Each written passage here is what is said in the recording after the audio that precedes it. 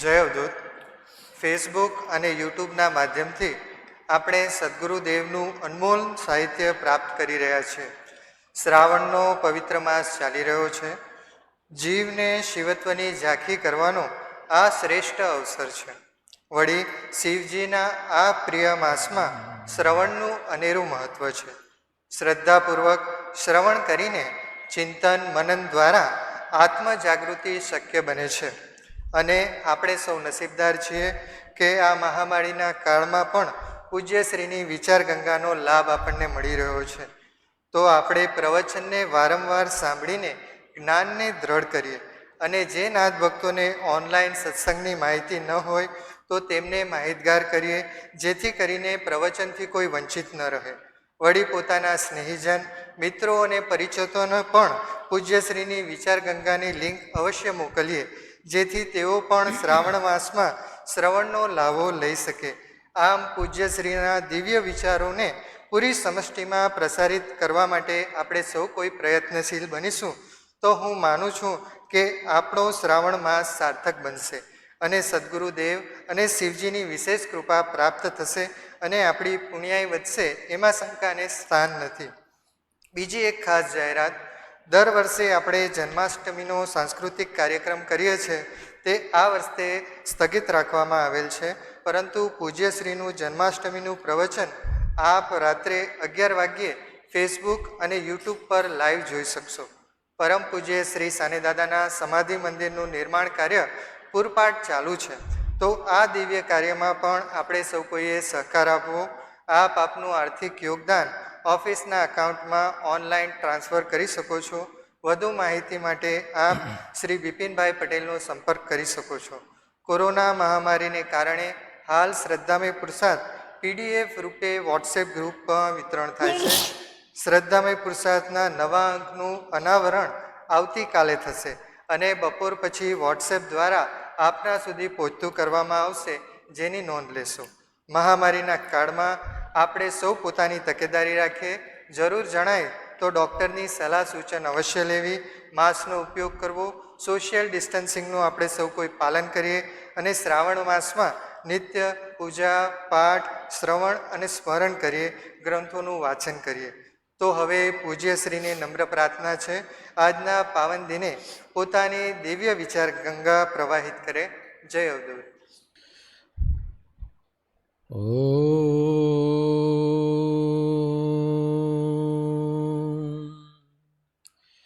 વંદે દેવ ઉમાપતિ સુરગુરુ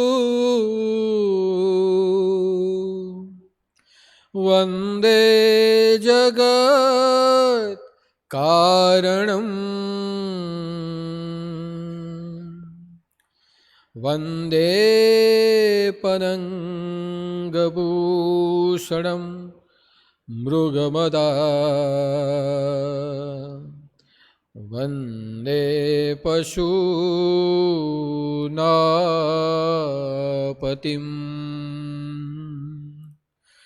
વંદે સૂર્યશશાંકવહનિનયનમ વંદે મુકુંદં પ્રિયમ વંદે ભક્તજનાહૃદયચસયમ વંદે શિવમ શંકરમ.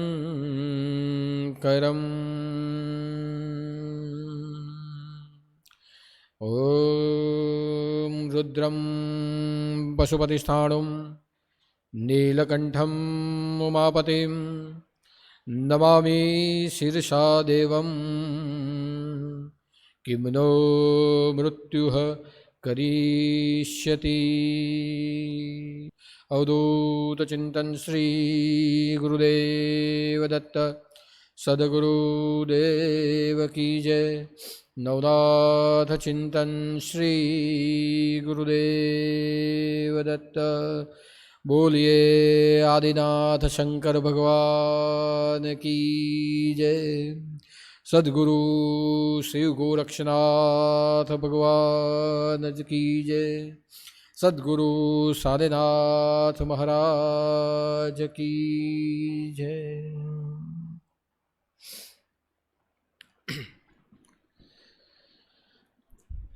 यहीं हम सबके हृदय में परम ज्योति स्वरूप में विराजमान एवं जगत के कर्ता हर्ता और धर्ता कारण स्वरूप में विराजमान भगवान शंकर, जिनकी आज हमने श्रावण मास के गुरुवार हेतु आराधना की है, ऐसे सत्यम शिवम सुंदरम भगवान शिव के चरणों में मेरे साष्टांग प्रणाम एवं जिनकी कृपा से हम हमारे जीवन में ज्ञानपूर्वक भक्ति, भजन और भाव से कर्मयोग कर रहे हैं, ऐसे हम सबके परम कृपालु और हम सबके ऊपर अपनी करुणा बरसाने वाले ऐसे भगवान सद्गुरु के चरणों में मेरे साष्टांग प्रणाम। साथ साथ जो भी नाथ भक्त फेसबुक के माध्यम से, यूट्यूब के माध्यम से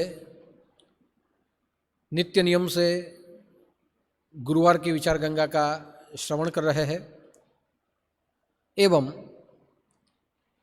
विचार गंगा ग्रुप के माध्यम से नित्य नियम से गुरुवार एवं नियमित गुरुमूर्ति के दर्शन कर रहे हैं, ऐसे सभी नाथ भक्तों को, धर्मप्रेमी भाई बहनों को मेरा जय उदूत, जय जय मच्छिंद्र समर्थ और आदेश। हम सब जानते हैं कि वर्तमान में उत्तम मास यानी श्रावण मास का प्रवाह चल रहा है और श्रावण मास शिव प्रिय मास है और इसीलिए श्रावण मास के दिनों में अधिक से अधिक शिव का पूजन, शिव का स्मरण, शिव का ध्यान और शिव महिमा का गान और पाठ हम सब करते हैं और हम सब श्रावण मास के दिनों में इसीलिए अधिक से अधिक भगवान शिव की पूजा करते हैं, क्योंकि हमें हमारे पूर्वजों के द्वारा यह ज्ञान मिला है कि श्रावण मास में शिव पूजा करने से जीवन में प्रगति होती है, जीवन में लाभ प्राप्त होता है, हमारा जीवन सुखी और तंदुरुस्त रहता है, जीवन में शांति का साम्राज्य प्राप्त होता है और अंत में हमारा जीवन मोक्ष रूप हो जाता है। और यह सभी ज्ञान को समझते हुए, यह सभी तथ्यों को सत्य के रूप में समझते हुए हम सब श्रद्धापूर्वक श्रावण मास में भगवान शिव की आराधना करते हैं, क्योंकि जैसे हमें जीवन मिला है वैसे ही स्वाभाविक रूप से और एक अंतिम सत्य के रूप में हमारे जीवन को मृत्यु भी मिलेगा। और इसीलिए हमारे मुनियों ने, हमारे ऋषियों ने, हमारे महात्माओं ने बार बार कहा है कि जो मृत्यु मिलने वाला है वो मृत्यु के ऊपर हम विजय प्राप्त करें, हम मृत्युंजय हो जाए, ताकि मृत्यु के समय में जो पीड़ा होती है वो न हो और हमारे जीवन की मुक्ति सहजासहज हो जाए। और वही सहजासहज मुक्ति को, मृत्यु के ऊपर के विजय को हम मोक्ष मानते हैं। और मोक्ष प्राप्ति के लिए भी हम हमारे जीवन में साधना और आराधना करते हैं। आज भी हमने गुरु दरबार में भगवान शिव की पूजा की है, श्रद्धा से, भाव से, यथा ज्ञान से, यथा दान से, यथा भक्ति से और यथा स्तुति से। और उसका एक ही कारण है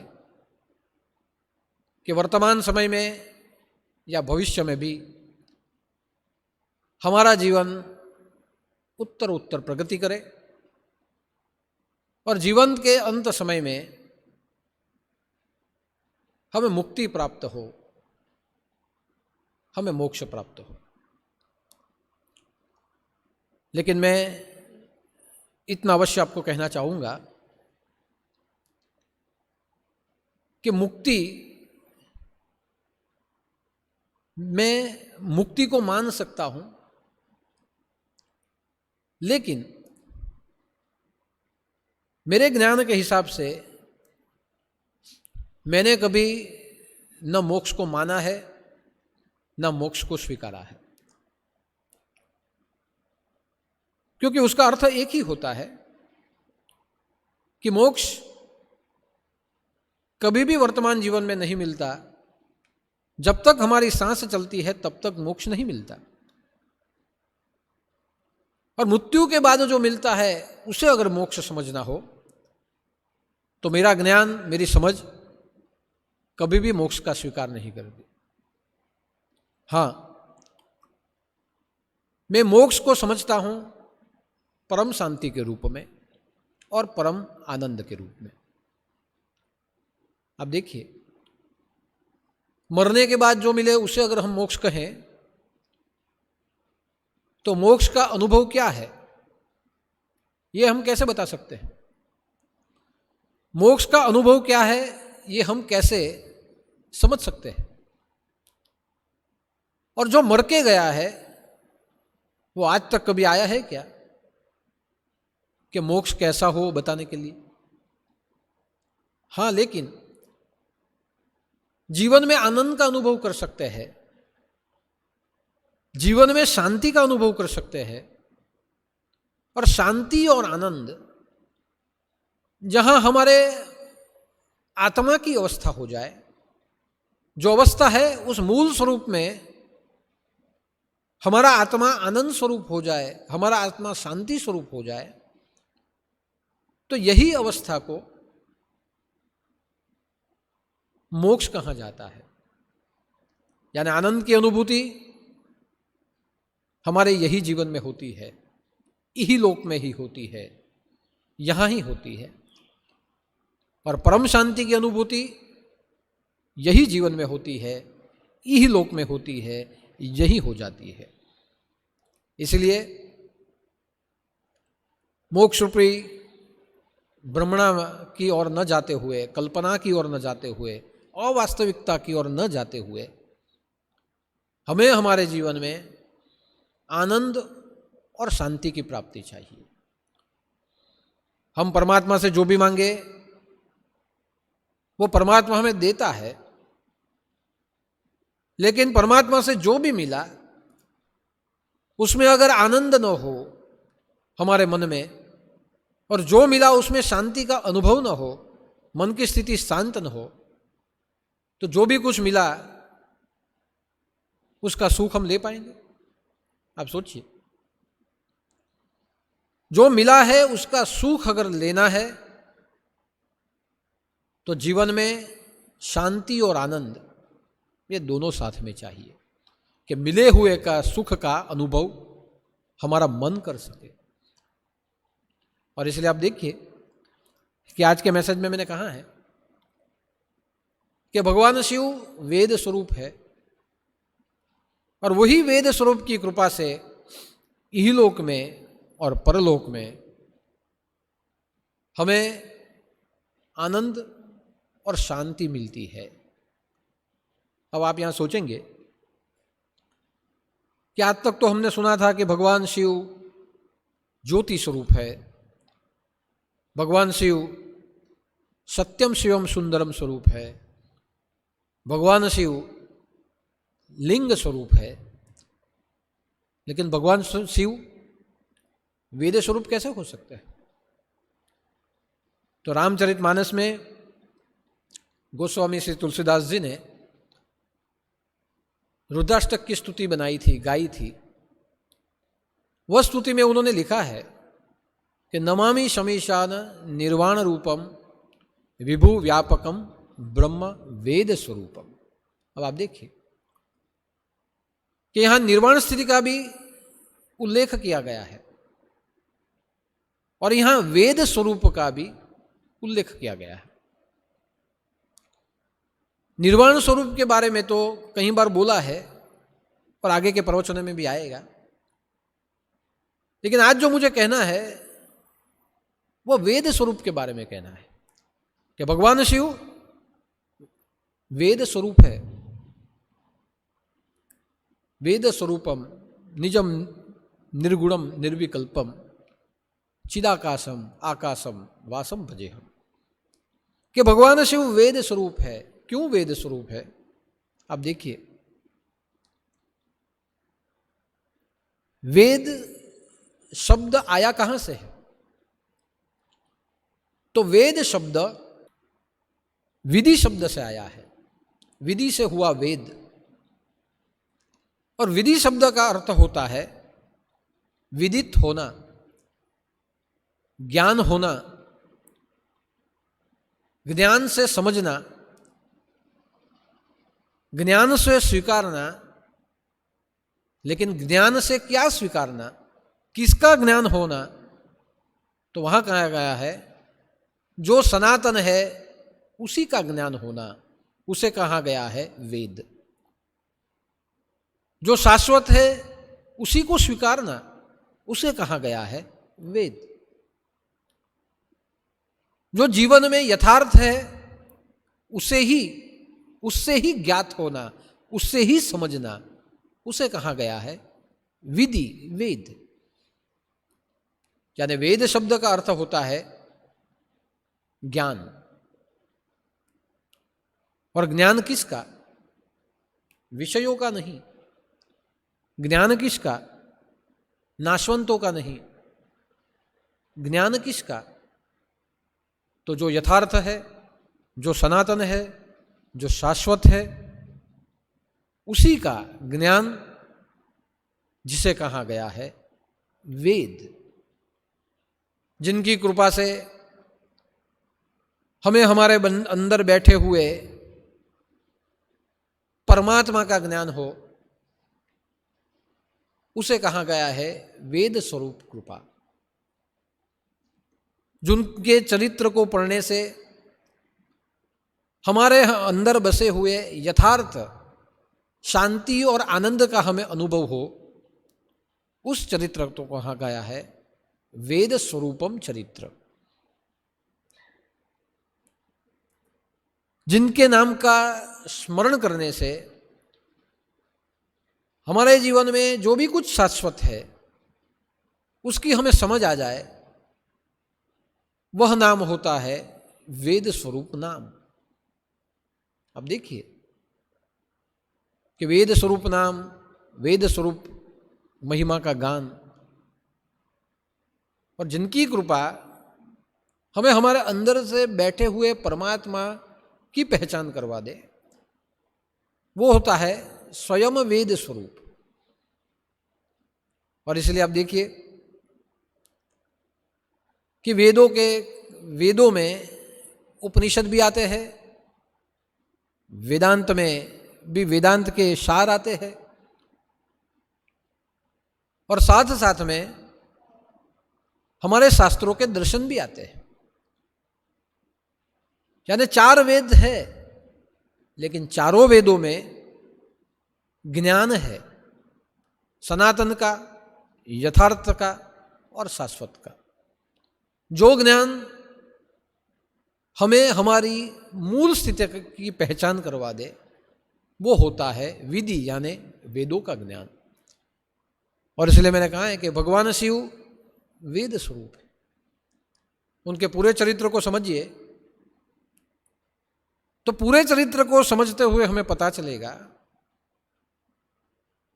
कि जीव की शुद्ध अवस्था यह शिव है और शिव की मायावी अवस्था यह जीव है। यानी जहां जीव अपने जीवन का उत्थान कर ले, तपाचरण कर ले, शुद्ध हो जाए, तो वो शिव है। लेकिन जहां शिव विषयों के अधीन हो जाए, विषयास्वाद के पीछे पड़ जाए, सांसारिक बंधनों में बंध जाए, वही शिव, वो जीव बन जाता है। और इसलिए आप देखिए कि नर से नारायण बनने की एक परंपरा है कि नर करनी करे तो नारायण बन जाए। यानी नर कौन होता है? जीव। कि जीव में संभावना है नारायण बनने की, जैसे बीज में संभावना है वटवृक्ष बनने की, वैसे ही मानव में संभावना है महामानव बनने की। और उसका पूर्ण अनुभव हमें भगवत गीता करवा देती है कि अर्जुन एक मानव था, अपने संसारिक कर्तव्यों में के बंधनों में बंधा हुआ था। अर्जुन को आघात भी होता था, अर्जुन को शौक भी होता था, अर्जुन को दुख भी होता था, अर्जुन को सुख भी होता था, अर्जुन को ग्लानि भी होती थी, अर्जुन को उद्वेग भी होता था। यानी जो स्वाभाविक मानव के लक्षण है, ये सभी अर्जुन में थे। लेकिन जब अर्जुन को गीता का ज्ञान, शाश्वत ज्ञान जब मिला, यानी गीता का ज्ञान यानी ये वेद ज्ञान है, मैंने पहले ही कहा, जो हमें हमारे अंदर से पहचान करवा दे, हमारे परमात्मा से जो हमारी पहचान करवा दे, हमारे अंदर जो भी कुछ शाश्वत है उसका ज्ञान जो हमें दिला दे, और जो हमारे अंदर के यथार्थ आनंद और शांति है उसका अनुभव हमें करवा दे, वो ज्ञान वेद होता है। तो स्वाभाविक मानव के रूप में जब अर्जुन था, और जब उसके भीतर में भगवान श्री कृष्ण ने उसे गीता का ज्ञान दिया, उसे गीता सुनाई, उसने सुनी, तब जाके आध्यात्मिक रूप से अर्जुन नारायण बना। नारायण के सभी लक्षण उसमें रूपांतरित हुए। और जब अर्जुन ने नारायण बनते हुए जब गांडीव हाथ में लिया और धर्म स्थापना के लिए उसकी विद्या का सदुपयोग हो गया, तब अर्जुन महामानव बना। यानी पूरे महाभारत के इतिहास में अर्जुन को महामानव माना गया है। यानी मानव में संभावना हो जाती है महामानव बनने की, नारायण में, नर में संभावना हो जाती है नारायण बनने की। और इसीलिए जब हम जीव में संभावना होती है शिव बनने की, लेकिन कब? कि जब वेद स्वरूप से हमें ज्ञान प्राप्ति हो, तब। वेद का एक दूसरा नाम भी है जिसे श्रुति कहा जाता है। पहले वेद को विधि यानी ज्ञान स्वरूप कहा गया, क्योंकि उसमें ज्ञान है। ये हमारे मन में की एक भ्रमणा है कि वेदों में अंधश्रद्धा फैलाई गई है, वेदों के विचार जटिल विचार है, वेदों के विचार के अनुसरने से हमारा जीवन संकीर्ण हो जाता है, ऐसा नहीं है। आप वेदों को पढ़िए, वेदों में जो भी कहा गया है या जो भी समझाया गया है, यह मानव जीवन के उत्थान के लिए है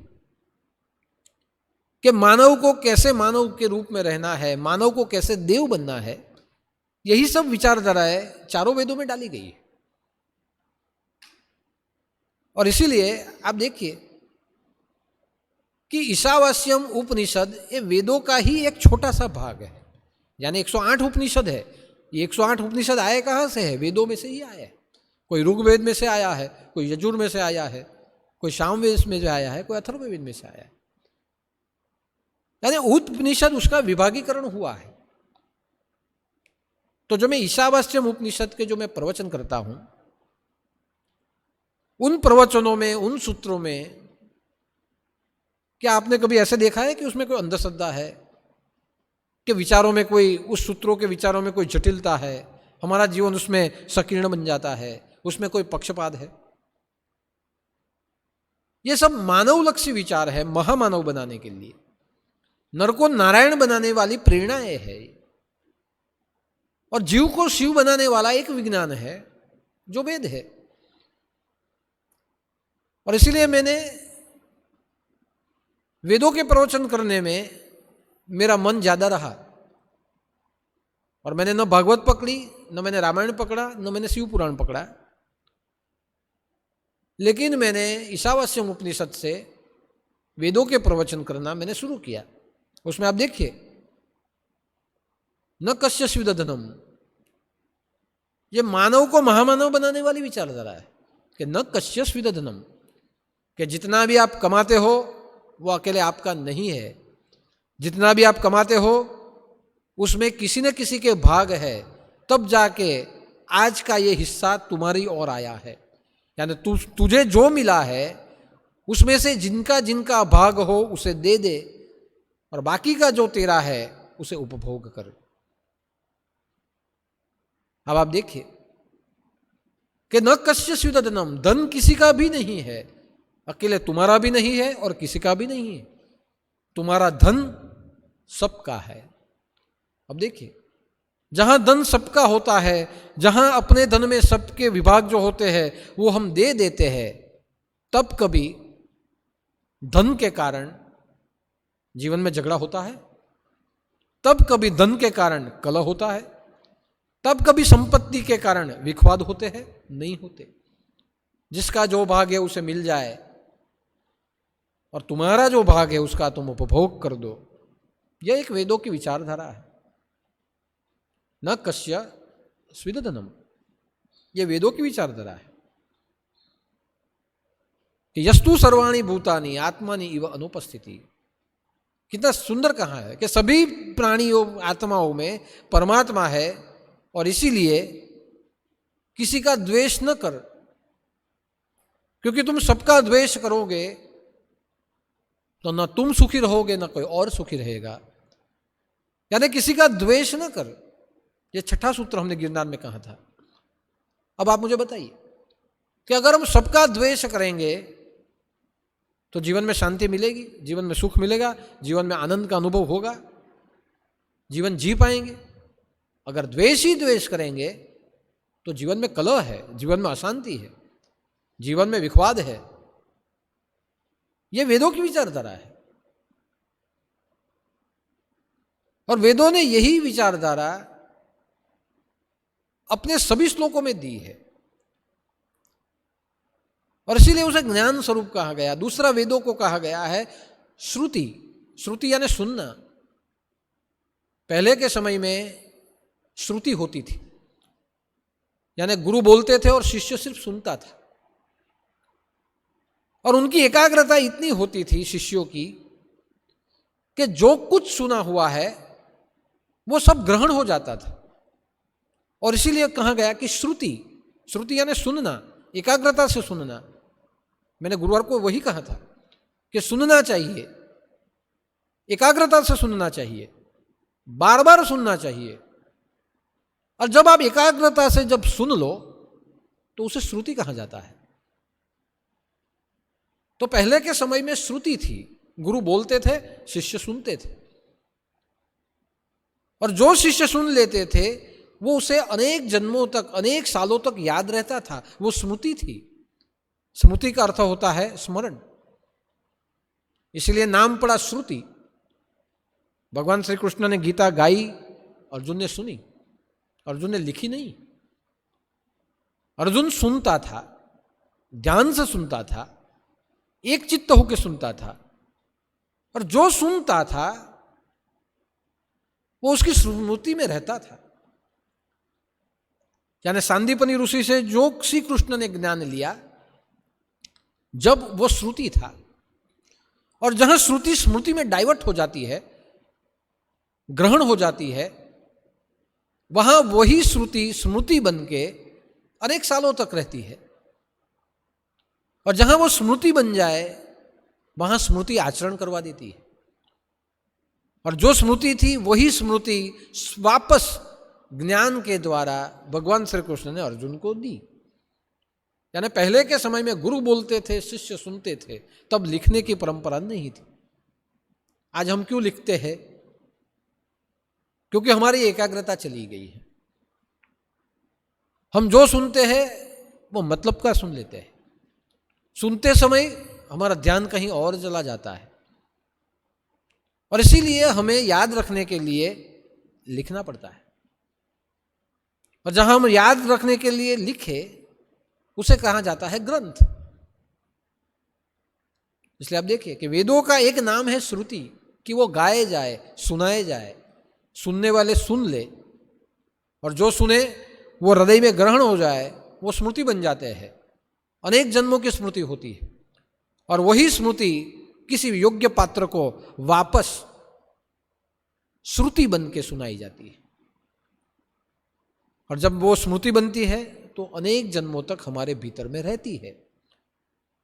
इसलिए भगवान शिव वेद स्वरूप है। वंदे देव उमापति सुर गुरु। भगवान शिव को सुर गुरु कहा गया, देवों के गुरु कहा गया। क्यों वो देवों के गुरु है? क्योंकि भगवान शिव इसलिए गुरु है कि भगवान शिव का आचरण ऐसा है कि सभी देवों ने उनके आचरण से सीखा है। भगवान विष्णु मायावी है। कई बार भगवान विष्णु की आप लीलाएं देखोगे तो उन लीला में कई बार आपको कल्पनाएं भी दिखेगी कि क्या ये काल्पनिक है क्या। लेकिन भगवान शिव की सभी लीलाएं वास्तविक है। उनके जीवन में वैराग्य है।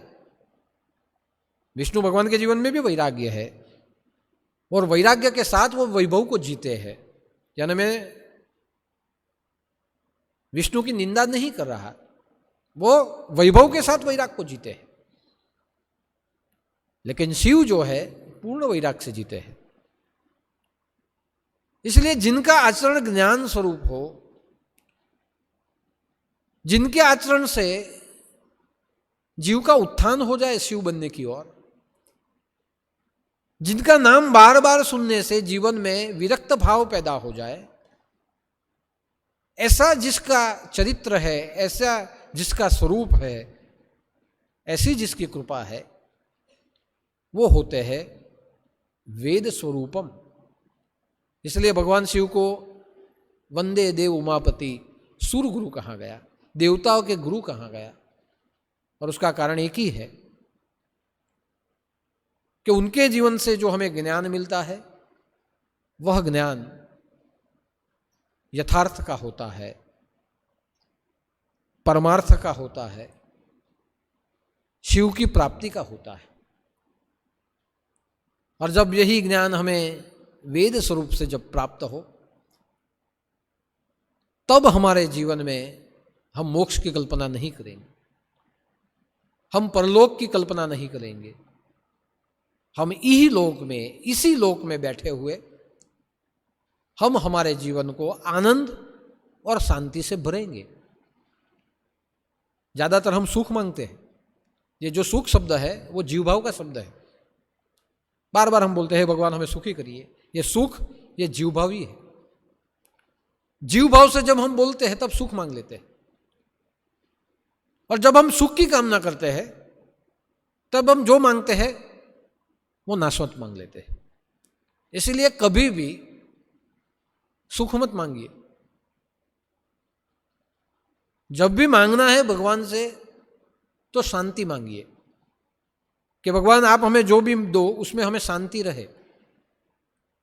आप हमें जितना भी दो वो हम शांति से सहे।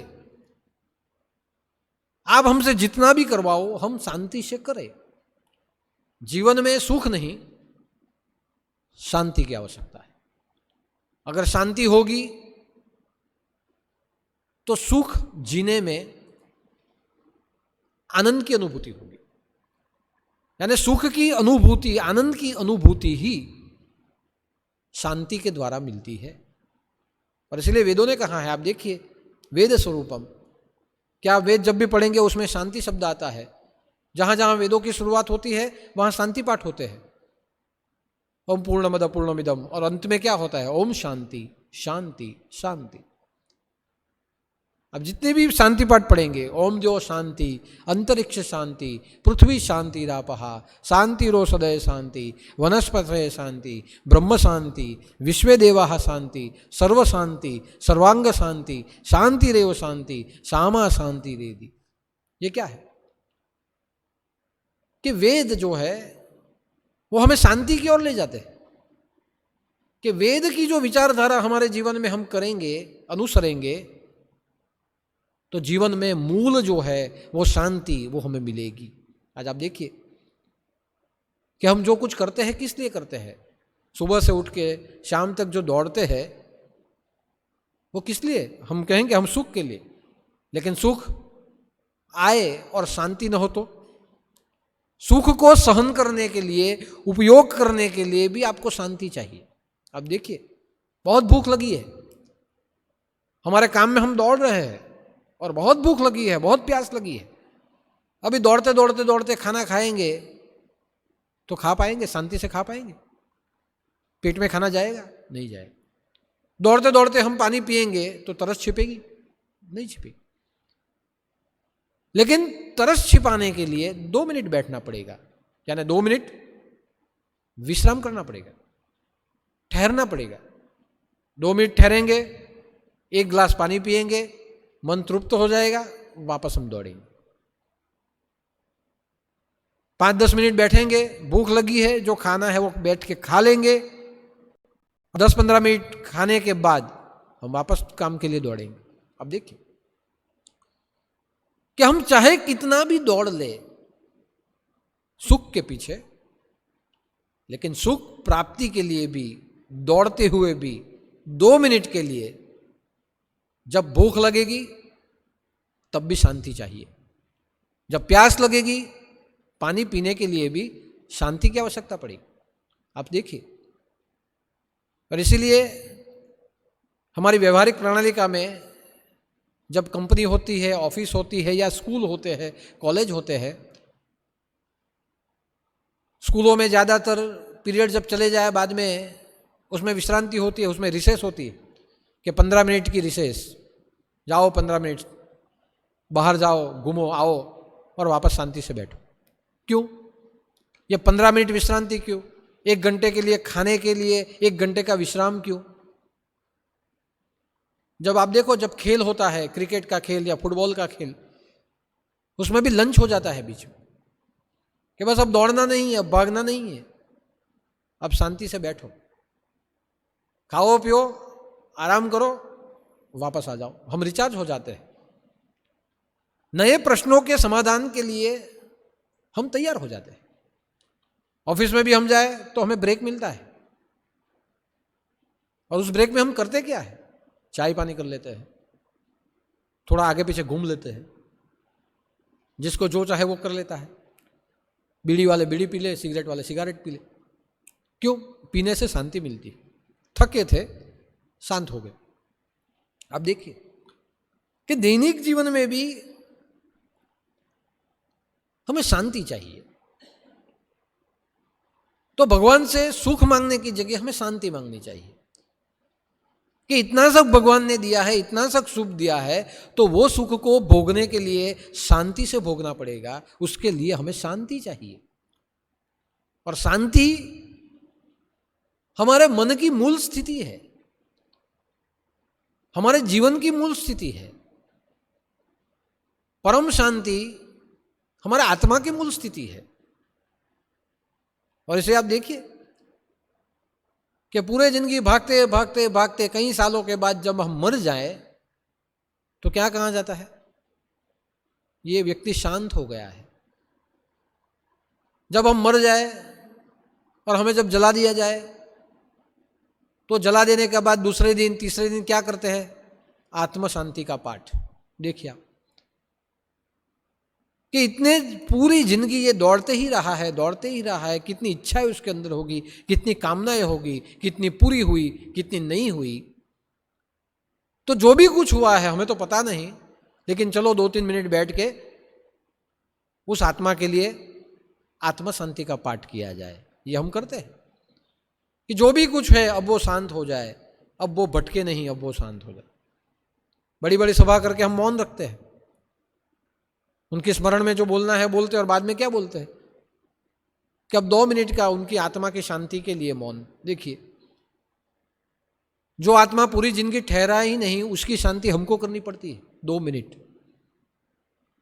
कि अब उसको शांति मिले, वो शांत हो जाए, उसको सुख मिले।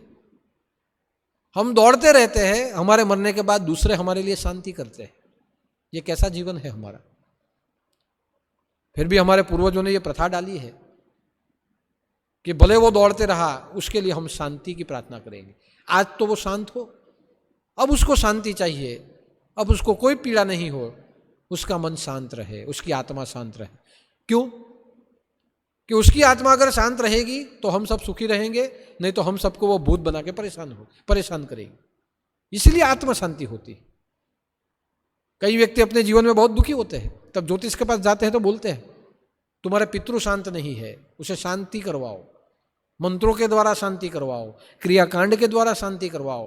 वो शांत नहीं है, और वो शांत नहीं है इसलिए तुम अशांत हो, तुम दुखी हो।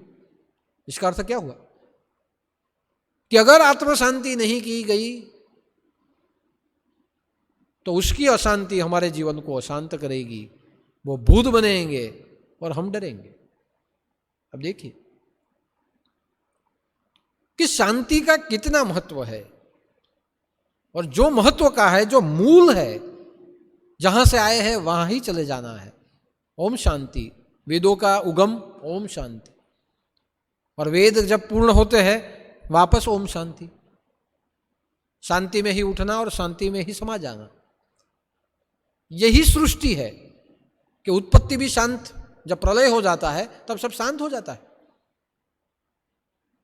और नितांत शांति के बाद वापस दुनिया की शुरुआत होती है। हम नहीं बोलते कि एक दिन ऐसा आएगा सब प्रलय हो जाएगा, कोई नहीं बचेगा। कोई नहीं बचेगा तो क्या हो जाएगा? शांत हो जाएगा, सब शून्य हो जाएगा, और वही शून्य के बाद वापस एक सर्जन शुरुआत हो जाएगी। आप देखिए कि हमारे आत्मा की मूल स्थिति ही शांति है, और वही शांति से हम आए हैं, उसी शांति तक हमें जाना है। इसलिए सुख नहीं मांगना है। सुख मांग भी लेंगे मगर शांति नहीं होगी तो सुख का अनुभव भी नहीं होगा। आप देखिए कि जब आप खाने के लिए बैठो और बहुत सब पकवान बनाए हैं, मीठे मधुर पकवान, आप खाने के लिए बैठे, एक जगह पे हुआ है कि एक बहुत बड़े सेठ थे, खाने के लिए बैठ गए, बहुत अच्छे पकवान थे, मजे से खा रहे थे, एक के बाद एक टेस्ट कर रहे थे, कह रहे थे बहुत अच्छे बने, बहुत अच्छे बने। चालू खाने में एक फोन आ गया, सेठ ने फोन उठाया, कहा बोलो क्या हुआ? फैक्ट्री से फोन है, क्या हुआ? तो फैक्ट्री में आग लग गई, फैक्ट्री जल गई। जैसे फैक्ट्री जल गई ये पता चला, सेठ की भूख भी खत्म हो गई, खाना वही रह गया, जैसे तैसे खा के हाथ धो के उठ गए। उनकी पत्नी ने पूछा कि खाना कैसे बना था? पता नहीं, मेरा ध्यान तो वहां चला गया जहां मेरी फैक्ट्री जली गई। आप देखिए कि खाने का स्वाद भी अशांति के कारण चला गया। मीठा खाया या तीखा पता ही नहीं चला। अब देखिए कि जो आप खाते हो उस समय भी अगर शांति न हो मन में, तो खाने का स्वाद भी नहीं लगता। जीवन में शादी हो जाए, संसार हमारा बन जाए, बच्चे पैदा हो जाए, फिर भी पति और पत्नी के बीच में अगर झगड़े चालू रहे तो वो संसार सुखी हो सकता है? बाहर से सुखी लगता है, अगर जब हम पूछे तब तो आपको लगता है सब सुखी, बाकी घर में बहुत झगड़े हैं, अशांति है। इससे अच्छा कोई और मिलती या इससे अच्छा कोई और मिलता तो मैं और सुखी होते। अब देखिए कि कोई एक मिल जाए तो भी शांति नहीं, दोनों मिल जाए तो भी शांति नहीं। यानी संसार रचने के बाद भी अगर कलह हुआ, संसार रचने के बाद भी अगर विखवाद हुए, तो समझ लीजिए कि संसार का मोह और संसार का मजा जो भी है वो भी चला जाता है। क्यों?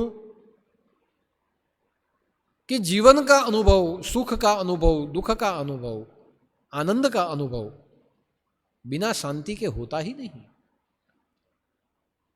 इसलिए हमें परमात्मा से क्या मांगना है कि परमात्मा हमें सुखी करो, ऐसे मत मांगो। ये परमात्मा हमें हमारे जीवन में हमें शांति दीजिए।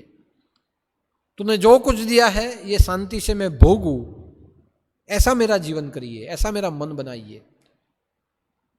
तूने जो कुछ दिया है वो शांति से मैं दूसरों को दूं, ऐसा मेरा जीवन कीजिए। यानी शांति ये मूल तत्व है, शांति ये शून्य अवस्था है। शांति सृजन होने पहले की एक अवस्था है, जो अवस्था हमारे आत्मा की है। इसीलिए कहा गया है कि आत्मा को शांति की जरूरत है। आत्मा शांति है, लेकिन मन की अस्थिति के कारण आत्मा अशांत हुआ है। और इसलिए कहा गया है कि मूल शांति है,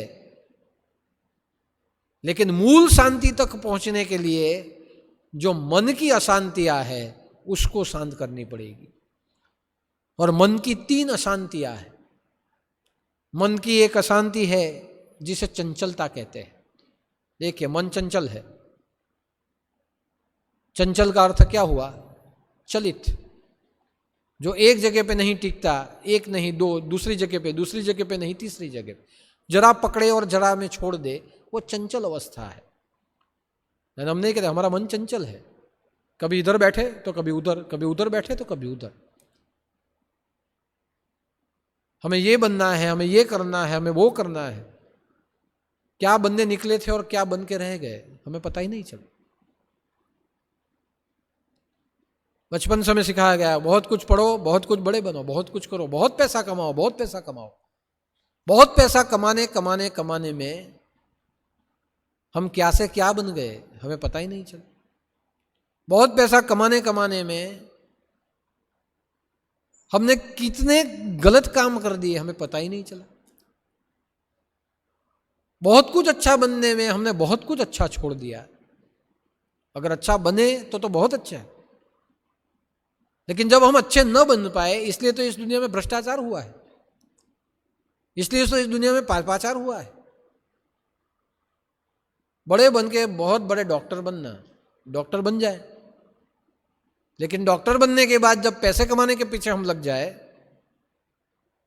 तो उसमें कितने दर्दियों के जेब हम काट लेते हो हमें क्या पता है। डॉक्टर बनो, जरूर बनो, लेकिन ऐसा डॉक्टर कभी नहीं बनना है जो दूसरों के अंदर के जो अंग है वो बेच दे, काट के बेच दे। ऐसे डॉक्टर कभी नहीं बनना है जिससे कोई आपके पास इलाज करवाने आए और उसका जेब ही आप काट लो। यानी बनने तो बहुत कुछ निकले थे, लेकिन क्या बन के रह गए? हम सौदागर बन के रह गए। आज देख नहीं रहे आप कि आज की महामारी की जो स्थिति चालू है उसमें हो क्या रहा है। हर रोज आप पन्ने पढ़ो, व्यापार, बड़ी बड़ी अस्पतालें 5-5 दिन का बिल 10-10 लाख रुपया करके दे देती है। जब तक हम बिल न दे हमें डिस्चार्ज नहीं मिलता। कई जगह पे तो पहले जाने से पहले ही पैसे बोल दिए जाते हैं। आप देखिए, जहाँ महामारी का समय होता है, जब महामारी नहीं थी और तब अस्पताल के बिल आते थे तो 15-20 हजार में खत्म हो जाते थे 4-5 दिन में। आज की तारीख में 5 दिन के अस्पताल के बिल 5-5 लाख रुपए आते हैं। ये क्या हो गया है? डॉक्टर बने तो थे लेकिन व्यापारी बन के रह गए। आज होता है कि नहीं होता है? हर रोज एक किस्से आते हैं। हम पेपर के पन्ने फेर देते हैं। हम थोड़ी बीमार है कि हम ये सोचेंगे आज नहीं है कल हम भी बीमार हो सकते हैं। बहुत बड़ा व्यापार पढ़े लिखे लोगों ने चालू कर दिया है। उसका कारण क्या है? चंचलता। इंजीनियर बन गए, बनना अच्छा है, लेकिन इंजीनियर बनने के बाद पुल को खराब बना दिया, पैसे खा गए, गलत क्वांटिटी डाल दी, भ्रष्टाचार कर दिया, तो जो पुल 100 साल टिक सकता था वही ओवरब्रिज 10 साल में टूट गया, लोग मर गए। क्यों मरे? पैसे के पीछे गुणवत्ता का उपयोग नहीं हुआ। पैसे कमाने के लिए गलत क्वालिटी का उपयोग हो गया और उसके कारण अच्छा खासा बनाया हुआ पुल वो टूट गया। 100 साल टिकने वाला 10 साल में टूट गया। ये क्या हो गया? क्या बनने निकले थे और क्या बन के रह गए? मन की चंचलता। अधिक कमाऊं और अधिक कमाऊं और कुछ बन जाऊं। सिर्फ नाम से डॉक्टर रहे, नाम से इंजीनियर रहे, नाम से प्रोफेसर रहे, लेकिन बन गए व्यापारी, बन गए दलाल, बन गए कुछ और। आप देखिए विद्यार्थी और शिक्षक बनना बहुत अच्छा है, लेकिन जब शिक्षक पढ़ाए ही नहीं और बाद में अपना जो ज्यादा पढ़ाना वो ट्यूशन में जाके पढ़ा दे और फी ले ले, तो उसे क्या कहा जाता है? क्या कुछ बनने निकले थे और क्या बन के रह गए? ये चंचलता है मन की। और मन की स्थिति में जब ये चंचलता आ जाए तो उस चंचलता से हमारे द्वारा पूरा समाज दुखी हो जाता है। हम नेता बनने के लिए निकले थे, नेता बनने के बाद क्या हो गया? समाज का हमने क्या कर दिया? अगर आज तक अच्छे शासक मिले होते तो कहा जाता है कि हमारा देश सोने की चिड़िया था, कब का सोने की चिड़िया बन गया होता। लेकिन सोना लेना तो दूर, आज हम सबके पास मिट्टी के भी फाफे हैं। देखिए आप, नेता बनने निकले थे, अच्छे शासक मिले होते तो हमारा देश कहां से कहां होता। परमात्मा ने तो बहुत कुछ दिया है इस दुनिया में, इस देश को। अच्छे अच्छे शासक इस दुनिया को मिले होते तो दुनिया कहां की कहां होती।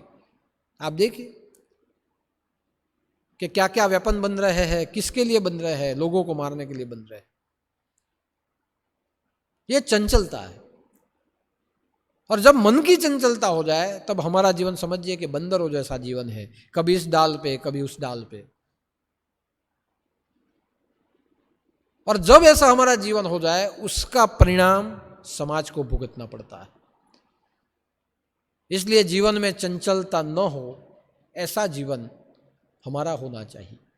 चंचलता एक अशांति की अवस्था है, जो अवस्था मन की है। दूसरी एक मन की अवस्था होती है जिस अवस्था को कहा जाता है व्यग्रता। व्यग्रता का अर्थ है जो मुझे चाहिए वो जब तक मिले नहीं तब तक मैं दौड़ता रहूं, तब तक मैं जागता रहूं, तब तक मैं करता ही रहूं, भागता ही रहूं। वो होती है व्यग्रता। तब तक मैं चिंताग्रस्त रहूं कि जो मैं पाना चाहता था वो मैं पा लूं, तब तक मैं भागते रहूं, दौड़ते रहूं, अशांत रहूं। ये जो अवस्था है वो व्यग्र अवस्था हो जाती। आप देखिए कि और चाहना, उसके पीछे दौड़ते रहना, ये व्यग्रता। हम भी दौड़ते हैं, सब दौड़ते हैं कि मैंने जो चाहा वो मिला नहीं, उसके लिए मैं दौड़े। दुर्योधन व्यग्र था कि मुझे और चाहिए, इतनी भी मैं जमीन नहीं दूंगा, सब मुझे ही चाहिए। ये व्यग्रता थी। और व्यग्रता वाला व्यक्ति हमेशा चिंताग्रस्त ही होता है। आज के जीवन में ऐसी व्यग्रता अगर किसी की देखनी है तो हमारे पड़ोसी मुल्क की देखिए, चाइना की। कि वो व्यग्र है। पूरी दुनिया के ऊपर मैं व्यापार के रूप में राज करूं, पूरी दुनिया के ऊपर मैं मेरा विस्तार बढ़ा करके मैं राज करूं, पूरी दुनिया को मैं डराते हुए मैं जैविक शस्त्रों से मैं पूरी दुनिया पर राज करूं, टेक्नोलॉजी के माध्यम से मैं पूरी दुनिया पर राज करूं, यह व्यग्रता है। और इसी व्यग्रता के कारण वो अशांत है। वो न खुद सोता है, न सरहद को सोने देता है। देश की सरहदें भी सोती नहीं है। चीन से जुड़ी हुई जितने भी देशों की सरहदें हैं, वो सरहद सब जागती हुई है। क्यों? क्योंकि जो व्यग्र हुआ है वह न खुद सोता है, न दूसरों को सोने देता है। मेरा लक्ष्य, मेरी चाहना, मेरी इच्छा, ऐसी जिसके भीतर में अशांति है, वो 24 कलाक दौड़ते ही रहता है, काम करते रहता है 24 कलाक, जिसके कारण पूरा समाज अशांत हो जाता है। आज यही स्थिति है कि भारत में की विस्तारों के ऊपर उसका दमन, रशिया के विस्तारों पर उसका दमन, समुद्री सीमाओं में दूसरे देशों के ऊपर उसका दमन। आप पेपर पढ़िए, उसमें आपको पता चलेगा कि व्यग्रता किसे कहते हैं। कि अपनी जो चाहे वो प्राप्ति के लिए जो हमेशा जगता ही रहे, चिंताग्रस्त ही रहे और दूसरों को चिंतित ही रखे, ऐसा जीवन ये व्यग्र हो जाता। यानी मन की एक अवस्था, अशांति की अवस्था, ये व्यग्रता भी है। एक जीवन की एक अवस्था हो जाती है मन की उग्रता की, कि हम जब उग्र हो जाते हैं तब भी हम शांत नहीं रह पाते। उग्र यानी क्रोधित होना। जो हम चाहते हैं और वो जब न मिले तो हम क्रोधित हो जाते हैं, हम उग्र हो जाते हैं। और हमेशा आप देखिए, उग्र होने वाले व्यक्ति 2 ही मिनट में अपने द्वारा किसी को नुकसान करते हैं। उग्रता, किसी को थप्पड़ मार देना, उग्रता। व्यग्रता थी तब तक ठीक था, मगर व्यग्रता जब उग्रता में चली गई तो हमें मिलना है, अगर दूसरों को, जो दूसरों को मिल जाता है तो हम दूसरों के साथ लड़ते, थप्पड़ ठोक देना। हमारी उग्रता हमारी वाणी के द्वारा निकलती है, गालियों के द्वारा। हमारी जबान कड़वी हो जाती है, हम जबान से कड़वा बोलते हैं, हम जबान से श्राप दे देते हैं, हम जबान से बद्दुआ दे देते हैं। यानी उग्र हुआ व्यक्ति कभी जबान से, कभी अपने हाथों से, कभी अपने शरीर से दूसरों को नुकसान करता है। ये उग्रता का लक्षण है। और ज्यादातर उग्रता स्वभाव में ही आ जाती है, यह उग्रता का कारण है। और जो व्यक्ति उग्र होता है वो भी दूसरों को नुकसान करता है। इसीलिए उग्र होना यह क्रोध आवेश है, जिस आवेश में हम दूसरों का पतन कर देते हैं। आज समाज में जाति जाति के प्रति उग्रता है कि हम उच्च जाति के हैं, ये नीच जाति के। आज की 20वीं सदी में भी ये भेदभाव चालू है। समाजवाद आज की परिस्थिति में भी चालू है कि हम ऊंची जाति के, ये नीची जाति का, मैं पैसादार, ये गरीब, ये मेरा परिवार, ये दूसरों का। ये क्या है सब? तो ये उग्रता है। और ऐसी उग्रता के कारण जाति जाति में विग्रह हो जाता है, धर्म धर्म में विग्रता हो जाता है, देश देश में विग्रता हो जाती है। और इसीलिए कहा गया है कि उग्रता बहुत खराब स्थिति है। और इसी उग्रता के कारण आज पूरी दुनिया में कलह और कंकास फैला है। आपके घर में भी यही होता होगा कि 4 भाई हो तो एक चंचल हो, एक व्यग्र हो, एक उग्र हो, और एक आज जो भगवान की भक्ति करने वाला है वो शांत हो। जो शांत है उसको सब दबा देते हैं, जो चुप रहता है उसको सब दबा देते हैं। जो उग्र होता है उसका ही चलता है, जो व्यग्र होता है उसके कारण सब दुखी होते हैं, और जो चंचल होता है वो कभी घर में होता ही नहीं, वो भागते ही रहता है। एक ही घर में 4 प्रकार के लोग होते हैं, और जहां ये 4 क्वालिटी मिल जाए, समझ लो वहां महाभारत, अथश्री महाभारत कथा, कि वहां एक घर में से 4 घर हो जाएंगे, वहां एक रसोई घर में से 4 रसोई घर हो जाएंगे, वहां एक प्लॉट में से 4 मंजिल हो जाएगी। अब देखिए, और जहां सब विभागीकरण हो गया, वहां जीवन में संगठन चला जाएगा। सुख, जहां संगठन नहीं वहां सुख नहीं, जहां सुख नहीं वहां जीवन में कुछ नहीं। इसलिए ये 3 अवस्थाएं मन की है, लेकिन जब ये मन की अवस्थाएं निकल जाए, तब जब आत्मा की अवस्था जो होती है वो शांति होती है। यानी इसीलिए आत्मा को शांत, आत्मा देखिए आप, आत्मा शांत है, आत्म शांति, आत्मा शांत है। जो व्यक्ति अंदर से शांत है वो दूसरों को भी शांत कर देता है, और अंदर से शांत रहने वाला व्यक्ति ही समाज में प्रश्नों का निराकरण कर सकता है। कोई जगह पे झगड़ा हो जाए तो हम नहीं बोलते कि दोनों के बीच में झगड़ा हो गया, कोई एक ऐसे व्यक्ति को लाना चाहिए जो ये झगड़े में पड़ के झगड़े को शांत करे, यानी शांत व्यक्ति चाहिए। कोई समझदार व्यक्ति को लाना पड़ेगा,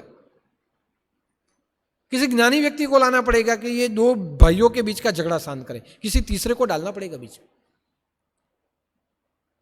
जहां समाज में झगड़े हो जाए वहां भी किसी व्यक्ति के द्वारा झगड़े शांत हो जाते हैं, किसी के माध्यम से। और हम ऐसा ही माध्यम ढूंढते हैं जो दोनों को शांत करे। यानी जहां झगड़ा होता है वहां बोलते हैं, बहुत बड़ा झगड़ा हो गया, कोई आके शांत करो इसको। तो गांव के बीच में झगड़ा हो गया, कोई आओ और दोनों को मिलाओ, बात, दोनों गांवों को साथ करो। यानी शांत व्यक्तित्व वाला व्यक्ति समाधानी होता है, झगड़े को शांत करने वाला होता है। झगड़े को शांत करने के लिए किसी आत्मावस्था में, आत्म शांति की अवस्था में पहुंचा हुआ व्यक्ति ही समाज में कलह और कंकास को शांत कर सकता है। और इसलिए आप देखिए कि महाभारत में दोनों जगह पे अशांतियां थी, व्यग्रता भी थी, उग्रता भी थी, चंचलता भी थी। और व्यग्रता, उग्रता, चंचलता जहां विखवाद कर रही थी, वहां किसी एक को शांत करने के लिए बुलाया गया। और वो शांत, कलह को शांत करने के लिए किसे बुलाया? भगवान श्री कृष्ण को।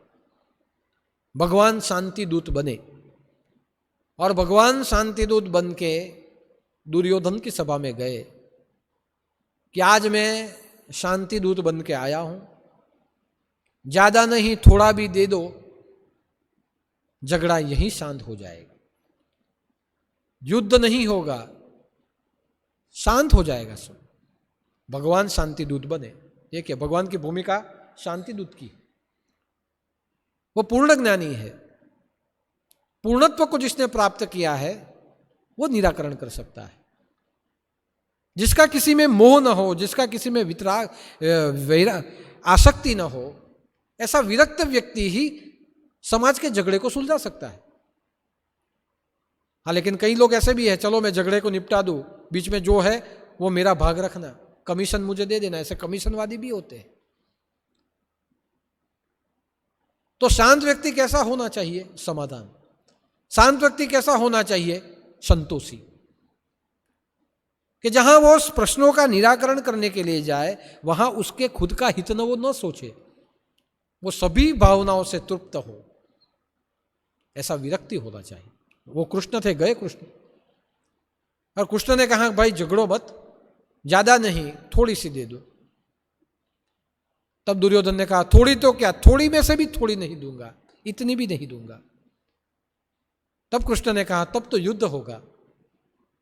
और जब कृष्ण ने युद्ध की बात की तो दुर्योधन उग्र हो गया, व्यग्र था, उग्र हो गया, और उसने तुरंत कहा कि इसको बंदी बना लो। तब वहां बैठे थे, तब उन्होंने कहा कि ये दूत बन के आए हैं, कभी भी शांति दूत को बंदी नहीं बनाया जा सकता, ये राजनीति के विरुद्ध है। आप देखिए, कृष्ण समाधान करने के लिए शांति दूत बने, यानी शांत व्यक्ति ही समाधानी हो सकता है। और शांति ये मूल अवस्था है हमारे जीवन की। शांत व्यक्ति ही विवेकी हो सकता है। लेकिन एक बात ध्यान रहे कि शांत व्यक्ति ये साधक होता है। जो शांत व्यक्ति होता है वो कभी भी स्थिर नहीं होता। शांत व्यक्ति हमेशा चलते रहता है, वो स्थिर नहीं होता। आप देखिए, शांत व्यक्ति साधक होता है, शांत व्यक्ति स्थिर नहीं होता। अगर शांत व्यक्ति स्थिर हो गया तो समाज का उत्थान नहीं होता। महात्मा गांधी शांत व्यक्तित्व वाले थे, लेकिन वो सत्य के साधक थे। उन्होंने साधना अपने जीवन में उतारी, और ऐसी साधना उतारी जहां सब उन्होंने छोड़ दिया, खादी ग्रहण कर लिया। और खादी ग्रहण करने के बाद मेरा देश आजाद हो जाए, ये साधना उन्होंने की। जीवन उनके पीछे ही व्यतीत किया। तो बहुत बड़े प्रमाण में एक अहिंसा हुई। भगत सिंह क्रांतिकारी थे। भगत सिंह मन से बहुत शांत थे। उनको जेल में डाल दिया गया, वो व्यग्र नहीं हुए, वो उग्र नहीं हुए।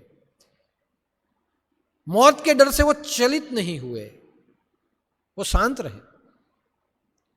और उन्होंने दुनिया को यही कहा कि मैं क्रांतिकारी हूं, मैं चाहे तो जेल तोड़ के भाग सकता हूं, लेकिन मैं भागना नहीं चाहता, मैं फांसी लेना चाहता हूं कि शायद मेरे मरने के बाद कई और लोग मरने के लिए तैयार हो जाए।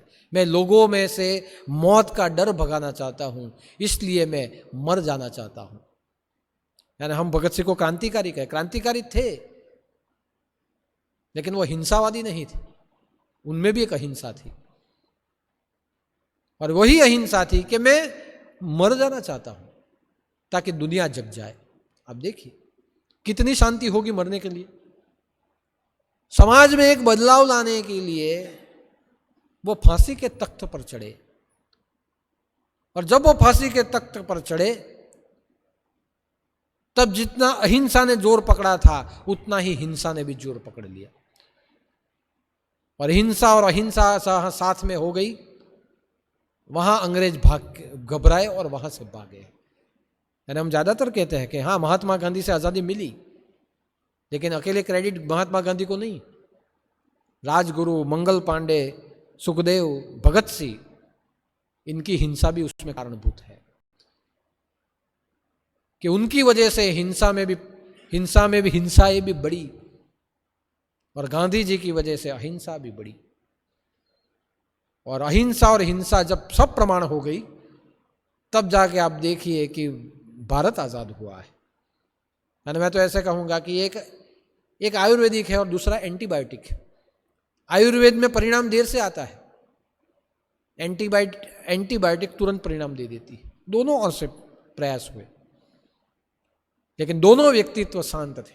स्वामी विवेकानंद शांत व्यक्तित्व थे, और अपने व्यक्तित्व को शांत रखते हुए दुनिया में परिभ्रमण करते हुए भारत के धर्म को, हिंदू धर्म को जागरण किया है। स्वामी विवेकानंद शांत व्यक्तित्व थे। गुरु गोरखनाथ शांत व्यक्तित्व थे। हाँ, लेकिन एक बात ध्यान रहे, शांत व्यक्तित्व अंदर से शांत होते हैं, लेकिन शांत व्यक्तित्व साधक होते हैं, और साधक जो होते हैं वो थोड़े व्यग्र होते हैं। अगर देश का राजा ही पूर्ण शांत हो जाए तो देश की प्रगति कैसे होगी? देश की प्रगति करने के लिए उन्हें लक्ष्य के प्रति दौड़ना पड़ता है, उन्हें थोड़ा व्यग्र रहना पड़ता है। धार्मिक धर्म को संभालते हुए वो व्यग्र रहते हैं। अगर देश का राजा ही शांत हो गया और सो गया तो देश का क्या होगा, राज्य का क्या होगा? यानी जिसके पास उत्तरदायित्व है वो शांत होता है, लेकिन अपने जो कर्तव्य है उसके प्रति वो व्यग्र होता है, उसके लिए वो दौड़ते रहता है। और जब वो दौड़ते रहता है तब जाके समाज में जागृति होती है। विवेकानंद दौड़ते थे, दयानंद सरस्वती दौड़ते रहे, चैरव इति चैरव, घूमते रहे। महात्मा गांधी ने आंदोलन करते रहे। भगत सिंह ने जेल में बैठ के भी अपने आंदोलन भगत सिंह करते रहे। आद्य शंकराचार्य परिभ्रमण करते रहे। ये क्या था? सब कर्तव्य के प्रति व्यग्रता, लेकिन मन में एक शांतता।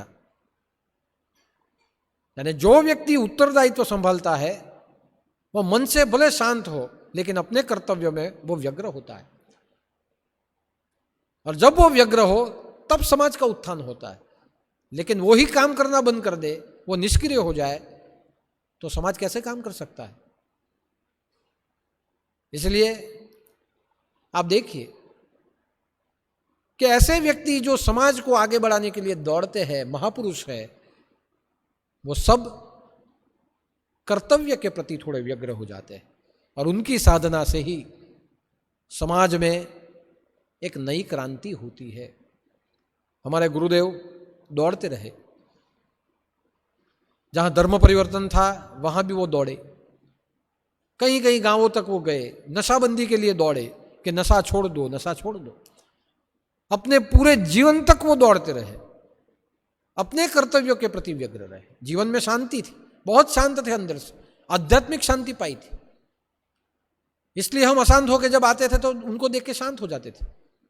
घटाधार वृक्ष में कोई धूप में चला हुआ व्यक्ति किसी घटाधार वृक्ष के नीचे चला जाए तो अपने आप उसे ठंडक मिल जाती है। वैसे आध्यात्मिक रूप से वो शांत थे, लेकिन अपने कर्तव्यों के प्रति वो व्यग्र थे, इसलिए वो दौड़ते रहते थे। और वही जो दौड़ना मैंने भी मेरे जीवन में एक सद्गुण के रूप में मैंने ले लिया कि गुरुदेव दौड़ते थे तो मुझे भी दौड़ना पड़ेगा। आज आप देखिए कि भले ही इतना लॉकडाउन रहा हो, लेकिन लॉकडाउन में भी हमारा भंडारा चालू रखा हमने। क्यों रखा? कि सब कुछ है, मुझे बाहर जाने की जरूरत नहीं। कहीं कहीं मंदिर, कहीं कहीं धर्मगुरु अपने आश्रम बंद करके बैठे,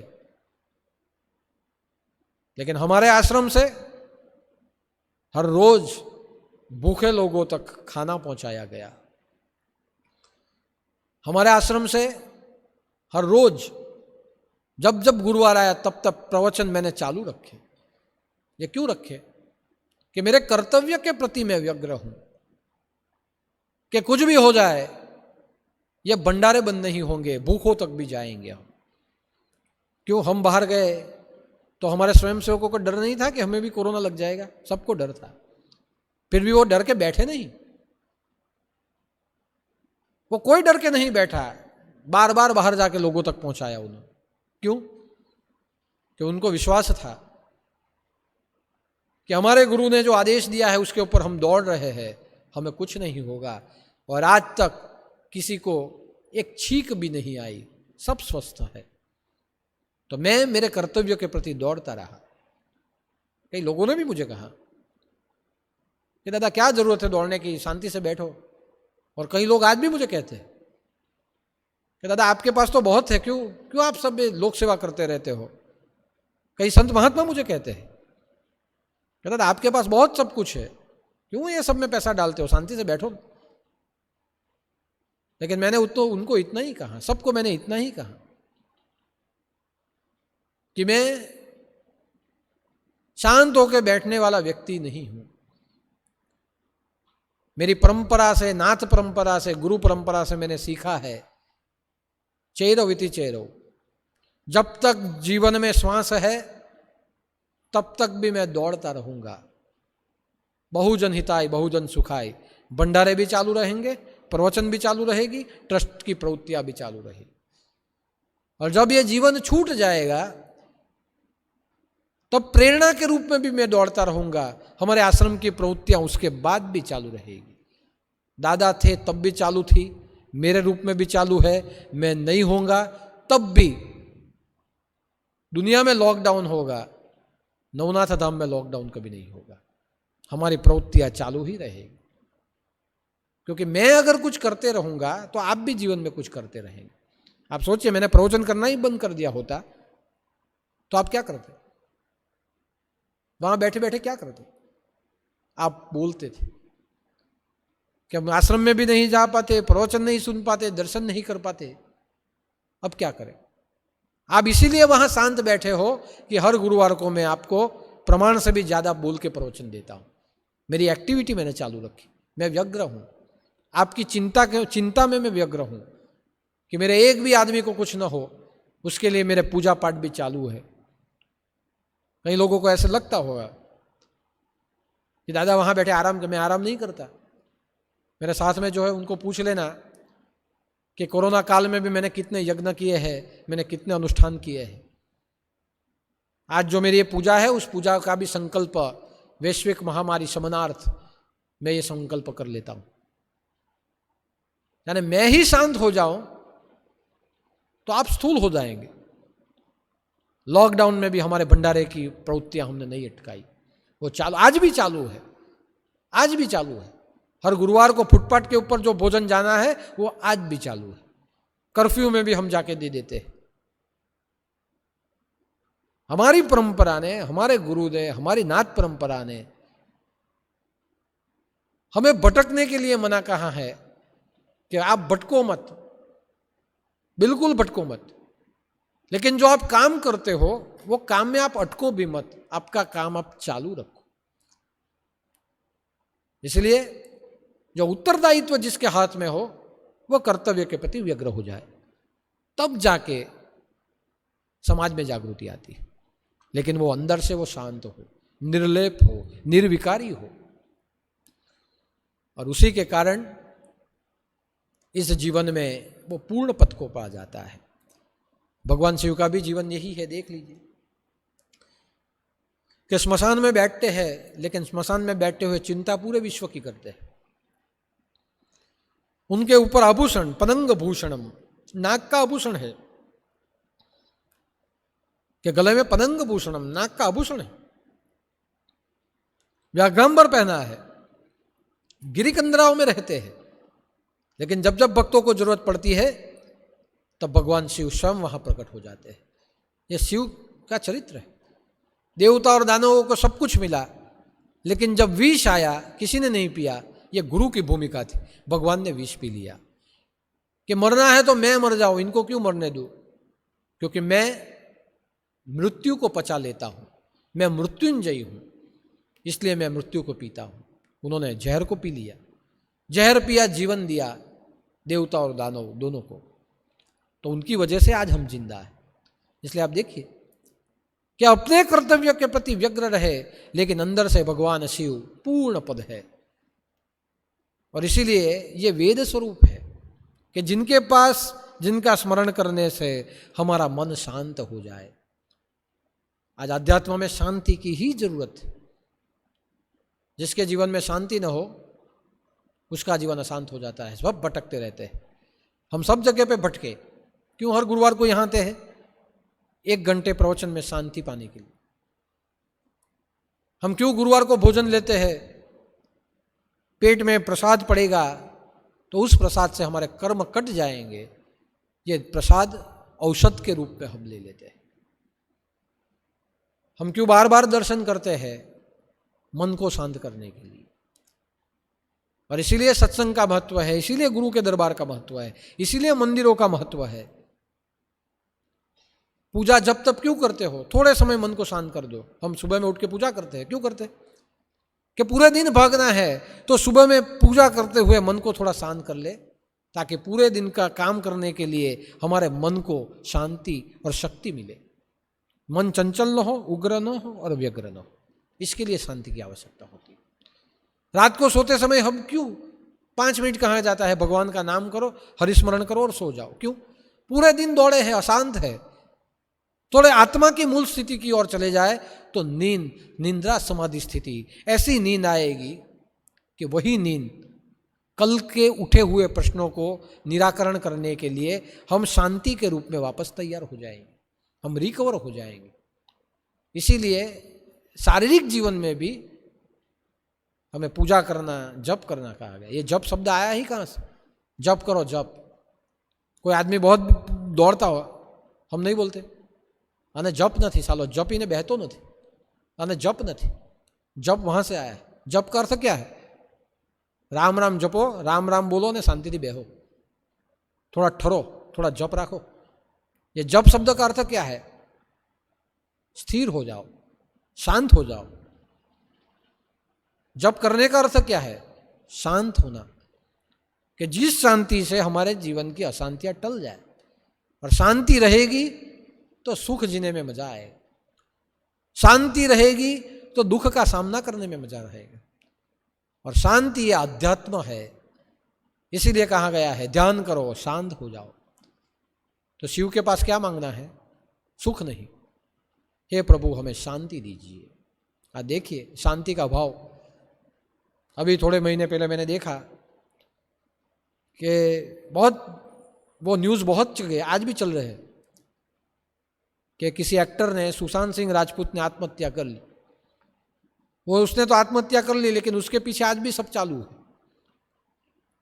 क्यों की, किसने मारा होगा, कैसे की, ये नहीं होना चाहिए, न्याय मिलना चाहिए. उसने तो कर ली. उग्र होगा यानी अपने पे ले लिया, व्यग्र होगा अपने पे ले लिया. अगर उसके जीवन में कोई व्यक्तित्व उसको समझाने वाला होता तो इतना बड़ा व्यक्ति बन के ऐसा काम न करता.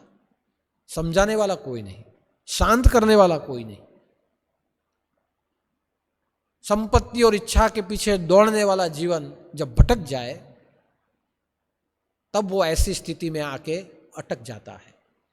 इसलिए कोई शांत करने वाला उसके जीवन में होता तो आत्महत्या जैसा प्रयास न होता. लेकिन उसने तो आत्महत्या कर ली. लेकिन आप हर रोज पेपर में पढ़िए, उसका अनुकरण हो रहा है. कोई ना कोई व्यक्ति उसके जैसे ही फांसे खा रहे सब. हमारे गांव में ही बीच में घटना बनी, एक लड़की ने आत्महत्या कर ली.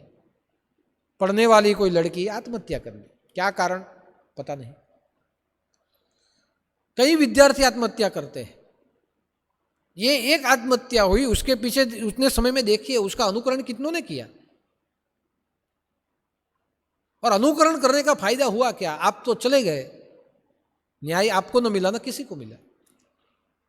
उसका कारण एक ही है, व्यग्रता.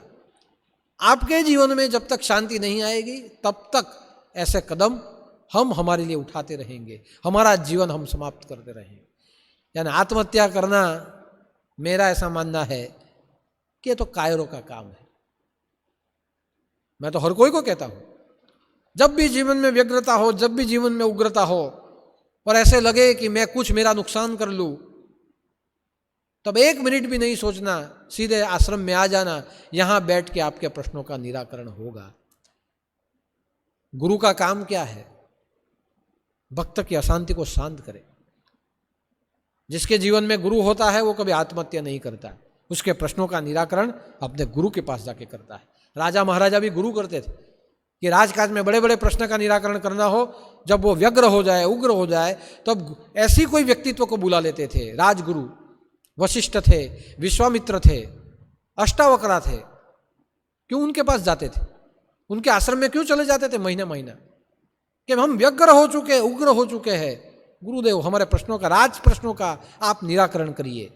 और तब भी साधुओं के द्वारा, सन्यासियों के द्वारा अशांतियों का निवारण किया जाता था.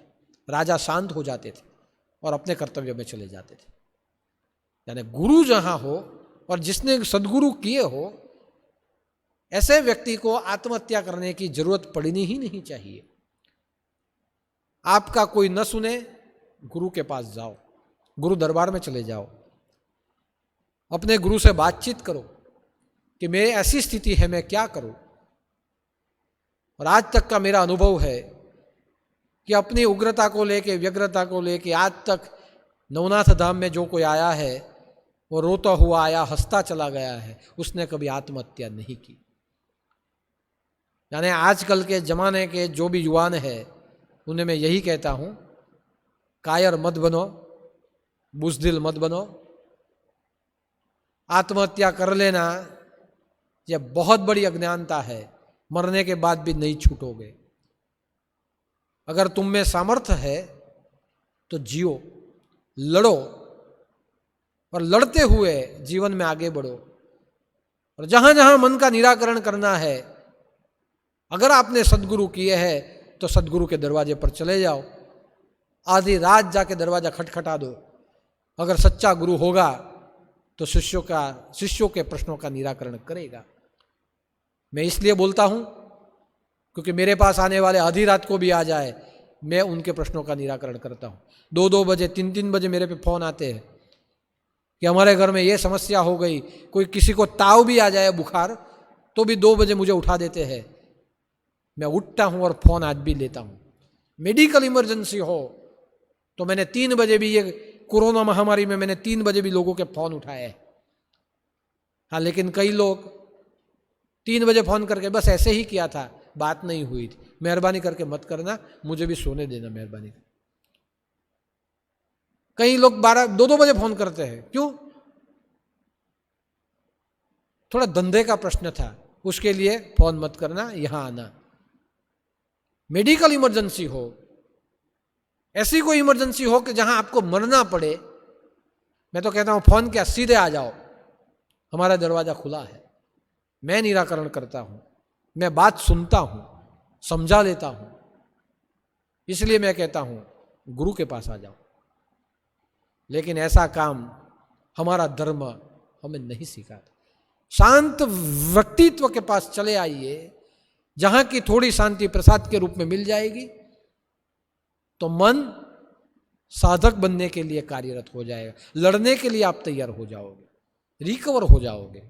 इसलिए भगवान शिव के पास बैठ के शांति मांगी जाए, सुख नहीं, शांति ही मांगी जाए।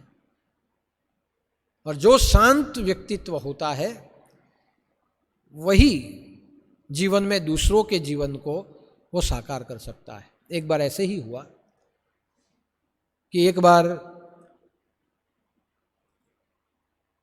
नामदेव महाराज, जिनके पास जब वो छोटे थे तो विट्ठल आते थे, विट्ठल उन्हें खिलाते थे, विट्ठल उन्हें पिलाते थे, विट्ठल उनके साथ खेलते थे। वो बहुत बड़े हो गए, देश और विदेश में उनकी ख्यातियाँ फैलने लगी। और उनका नियम था कि रात हो जाए फिर निश्चित जगह पे जाके किसी ना किसी को मिल लेते थे, सेवा धर्म करते थे। एक व्यक्ति उनके पास आया और उस व्यक्ति ने कहा कि महाराज, मैंने तो सुना है कि आपके पास भगवान खेलने के लिए आते हैं, आपके पास बोलने के लिए आते हैं, आपके साथ बात करते हैं, तो सचमुच आपके पास भगवान आते हैं क्या? उसने कहा आते हैं। बचपन में था तब खेलने के लिए आते थे, थोड़ा बड़ा हो गया तो बोलने के लिए आते थे, और अब बहुत बड़ा जब बन गया हूं तब मेरे हाथों से खाने के लिए भी आते हैं, आज भी आते हैं। तो क्या आप भगवान को मिलते हैं? हाँ, आज भी मिलता हूं, हर रोज मिलता हूं। कौन से समय पे भगवान आते हैं? नामदेव जी ने कहा शाम को 8 बजे आते हैं। तो अगर मुझे भी भगवान को मिलना है तो आप मिलाएंगे? जरूर मिलाऊंगा, आ जाना। रात को 8 बजे, उसके पहले ही वो व्यक्ति आ गया, जिज्ञासु था कि भगवान को मिलना। नामदेव जी बैठे थे, कहा गुरुदेव मैं आ गया, मुझे भगवान से मिलना। अच्छा, 15 मिनट पहला आया? हाँ, मुझे जल्दी मिलना है, बस एक बार मैं भगवान से मिल लो, बाद में आपकी भी जरूरत नहीं, मैं मिलना चाहता हूँ। ऐसा ही होता है ज़्यादातर कि मुझे भगवान से मिला दो, बाकी बाद में आप जानो, आपकी जरूरत नहीं। ठीक, चल मेरे पीछे पीछे आ। नामदेव जी आगे आगे चलने लगे, वो पीछे पीछे जाने लगा। नामदेव जी ने आगे आगे चलने लगे, हाथ में कंबल लिया, थोड़ा खाना लिया और गए। अंदर गए, जंगल में गए, जाते गए, गांव के एक छोर पे चले गए, वो भी उसके पीछे चला गया। वहां गए, वहां हरिजनों की बस्ती थी। हरिजनों की बस्ती में वहां वो चले गए। वहां एक खटिया लगी हुई थी, उस खटिया के ऊपर एक माँ बैठी थी, उस माँ की गोद में एक बालक बैठा था। और जैसे वो बालक के पास गए तो बालक को कुष्ठ रोग हुआ था। नामदेव जी ने कहा कि माई बालक कैसा है? बेटा अच्छा है, पीड़ा बहुत हो रही। ठीक, चिंता मत करो, बच्चे ने कुछ खाया है, नहीं खाया, मैं खिला देता हूँ, मैं खाना लाया हूँ, बच्चे को खाना खिलाया। डॉक्टर वैद्य ने क्या कहा, तो वैद्य ने कहा मलहम लगाना पड़ेगा, लेकिन यहाँ कोई लगाने के लिए तैयार नहीं। मैंने तो लगाया है लेकिन कोई लगाने के लिए तैयार नहीं। लाओ मैं तुम्हें नहीं आएगा, मैं घाव पोंछ दूँ। अपने हाथों से घाव पोंछ दिए। वो माँ ने कहा कि बेटे तुम्हें भी ये कुष्ठ रोग लग जाएगा। नहीं, मुझे लगने दो, मुझे कुछ नहीं होगा। घाव साफ कर दिए, उसके ऊपर मक्खन लगाया, मक्खन लगा दिया, घाव को शांति मिली। नामदेव जी ने कहा बेटा ठंडी लगती है? हाँ लगती है, ले कंबल लाया हूँ, कंबल ओढ़ दे। उसे कंबल ओढ़ा दिया। कंबल ओढ़ने के बाद वापस आए, वो व्यक्ति भी साथ में आए, आके बैठ गए। उस व्यक्ति ने कहा कि महाराज आप तो कहते थे कि भगवान मुझे मिलने के लिए आते हैं, मैं 8 बजे उसको मिलता हूँ, मैं आपके साथ आया भी, लेकिन भगवान नहीं दिखे, आपको तो भगवान मिले ही नहीं। तब नामदेव जी ने कहा कि क्यों, मैंने भगवान को मिला, तुमने देखा नहीं? नहीं देख। भगवान मुझे मिले, वो भी नहीं देखा? नहीं देख। भगवान को मैंने खिलाया, नहीं देखा? नहीं देख। भगवान से बात की, नहीं देखा? नहीं देख। अरे कैसे हो तुम? क्यों, क्या हुआ? हम जहां गए थे वहां वो लड़का रोगिष्ट था, कुष्ठ रोग में पड़ा था, दुखी हो रहा था। यही तो भगवान था मेरे लिए, यही तो मेरा भगवान था।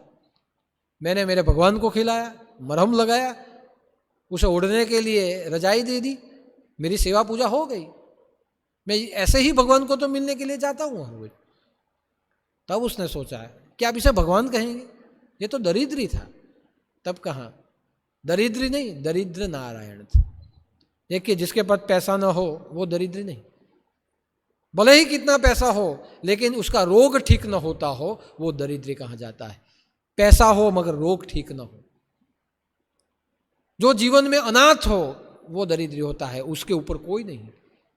जो था वो भी चला गया, वो अनाथ, वो दरिद्री होता है। जिसके जीवन में जिसने छोड़ दिया हो, जिसको अछूत मान लिया हो, छोड़ दिया हो, ऐसा हो वो दरिद्री है। यानी जिसके जीवन में समाज के प्रेम का अभाव हो, रोग जिसके जीवन में फैला हुआ हो, जो भूखा हो, खाने के लिए जिसके पास न हो, वो दरिद्री होता है।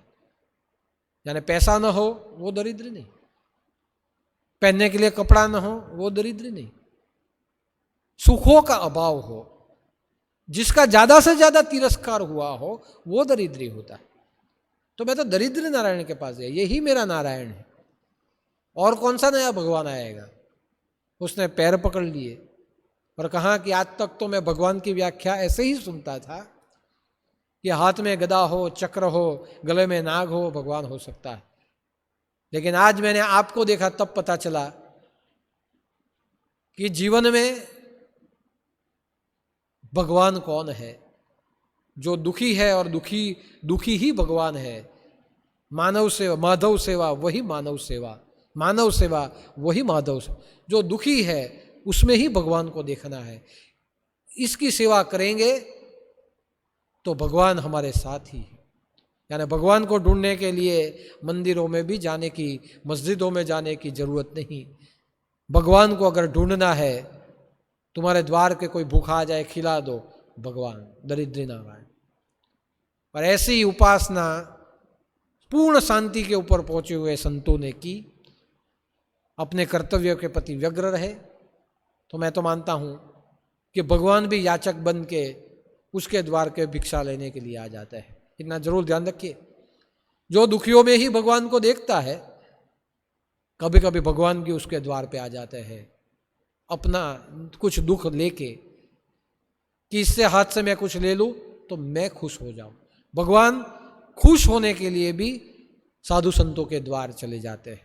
इसलिए मैं एक बार नहीं, मैं बार बार कहता हूं कि मेरे गुरु की कृपा से मुझे बहुत बड़ा भंडारा मिला है। हमारा भंडारा हमने चलाया, चलता रहेगा। गिरनार में भी चलाया, हर जगह पे हम चलाते हैं, चलता रहेगा। क्योंकि एक बात जब तो है कि भगवान को भी जब भूख लगती है, तब याद रखना भगवान भी जब भूखे होते हैं तो नवनाथ धाम के भंडारे में वो भी आके खाना खा के जाते हैं। एक बार हुआ था, सब खत्म हो गया, 9 लड़के आए नवरात्रि में, 9 लड़के आए दोपहर को 4 बजे, चलते छोटे छोटे थे। भाई कहाँ से आए? गांव से आए। क्यों आए? तो आज रावण दहन करना है आजू बाजू के गांव में, वो देखने के लिए आए। अच्छा, तो यहाँ तो कुछ नहीं? नहीं, लेकिन हमें ऐसे पता चला यहाँ खाना मिलेगा, तो हम 8-9 बच्चे हैं, खिलाएंगे क्या? आप मानेंगे नहीं, उस दिन जोग हुआ था, 56 भोग यहाँ रखे थे, 9 बच्चों को बिठा दिया गया, सब बच्चों को चल सके उतना खाना था, सब ने खाया, खा के गए। नवरात्रि के समय में रात को 1 बजे आए 4 लड़के, छोटे छोटे 8-9 साल के, आश्रम पे आए। भाई क्यों आए? नवरात्रि है इसलिए आए। लेकिन यहाँ गरबा बरबा कुछ नहीं? नहीं, यहाँ तो नहीं है, हम तो आजू बाजू घूम के आए, लेकिन हमको ऐसा था कि भूखा खाने के लिए आश्रम में मिल जाएगा, इसलिए 1 बजे आए कि यहाँ तो खाना मिलता है ना। मुझे पूछा गया, मैंने बोला बुला दो उनको, भंडारे में खाना खिला दे। रात को 1 बजे भी उनके लिए खाना पड़ा था, खा के चले गए। आप देखिए, 8-8, 9-9 साल के बच्चे बोलते हैं कभी भी चले जाओ आश्रम में तो खाना मिलता ही मिलता है। ये 8-9 साल के बच्चे नहीं थे, ये नारायण। छोटे छोटे बच्चों में भी भगवान आके भंडारे में भिक्षांदेही करता है, और जब ऐसे भंडारे में से उनको भी खाना मिलता है, समझ लीजिए भगवान कृपा दे के चले जाते हैं। यानी साधु संतों के घर भी भगवान कभी कभी दुख लेके आ जाते हैं, उनको भी प्रसाद चाहिए। यानी मैं इतना ही कहना चाहूँगा कि आज का दिन श्रावण मास का दिन है, हमें शांति मांगनी है। हे भगवान, जीवन में शांति दीजिए। हे भगवान, तुमने जो दिया है, जो दुख भी अगर दिया है, सुख भी दिया है, वो सहन करने के लिए शांति दीजिए। हे भगवान, हम जो काम करते हैं उस काम को हम शांति से कर पाए, सब समाज तक पहुंच पाए, समाज को हम शांत कर पाए, इसलिए भी हमें जीवन में शांति दीजिए। बस हमें परमात्मा से दोनों हाथ जोड़ के सुख नहीं मांगना है, शांति मांगना है। यही शिव का चरित्र है। इसलिए वेद स्वरूपम, कि वही शिव जो हमें सुख से ज़्यादा शांति देते हैं, उसकी ही हमें वंदना करनी है, उसके चरणों में ही मस्तक झुकाना है, और 2 हाथ जोड़ के 25 बार गुरु मंत्र बोलते हुए हमें इतना ही कहना है कि हे प्रभु, हमारे जीवन को शांति दीजिए, हम पूरे विश्व को शांत कर सके ऐसी शांति दीजिए, हम सबके जीवन में शांति बांट सके उतनी शांति हमें दीजिए। ऐसी प्रार्थना हम भगवान महादेव के चरणों में करते हैं। 25 बार गुरु मंत्र बोलते हैं।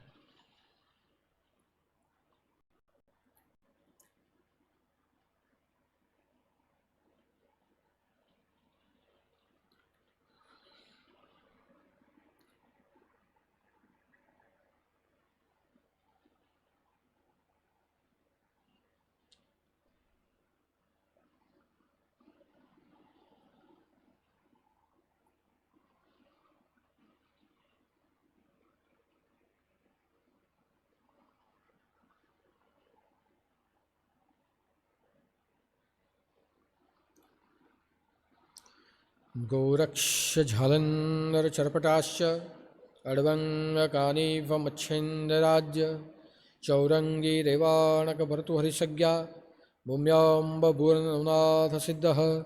जय जय मच्छेन्द्र समर्थ, जय जय मच्छेन्द्र समर्थ, जय जय मच्छेन्द्र समर्थ। स्वामीनाथ महाराज की जय, आदिनाथ शंकर भगवान की जय।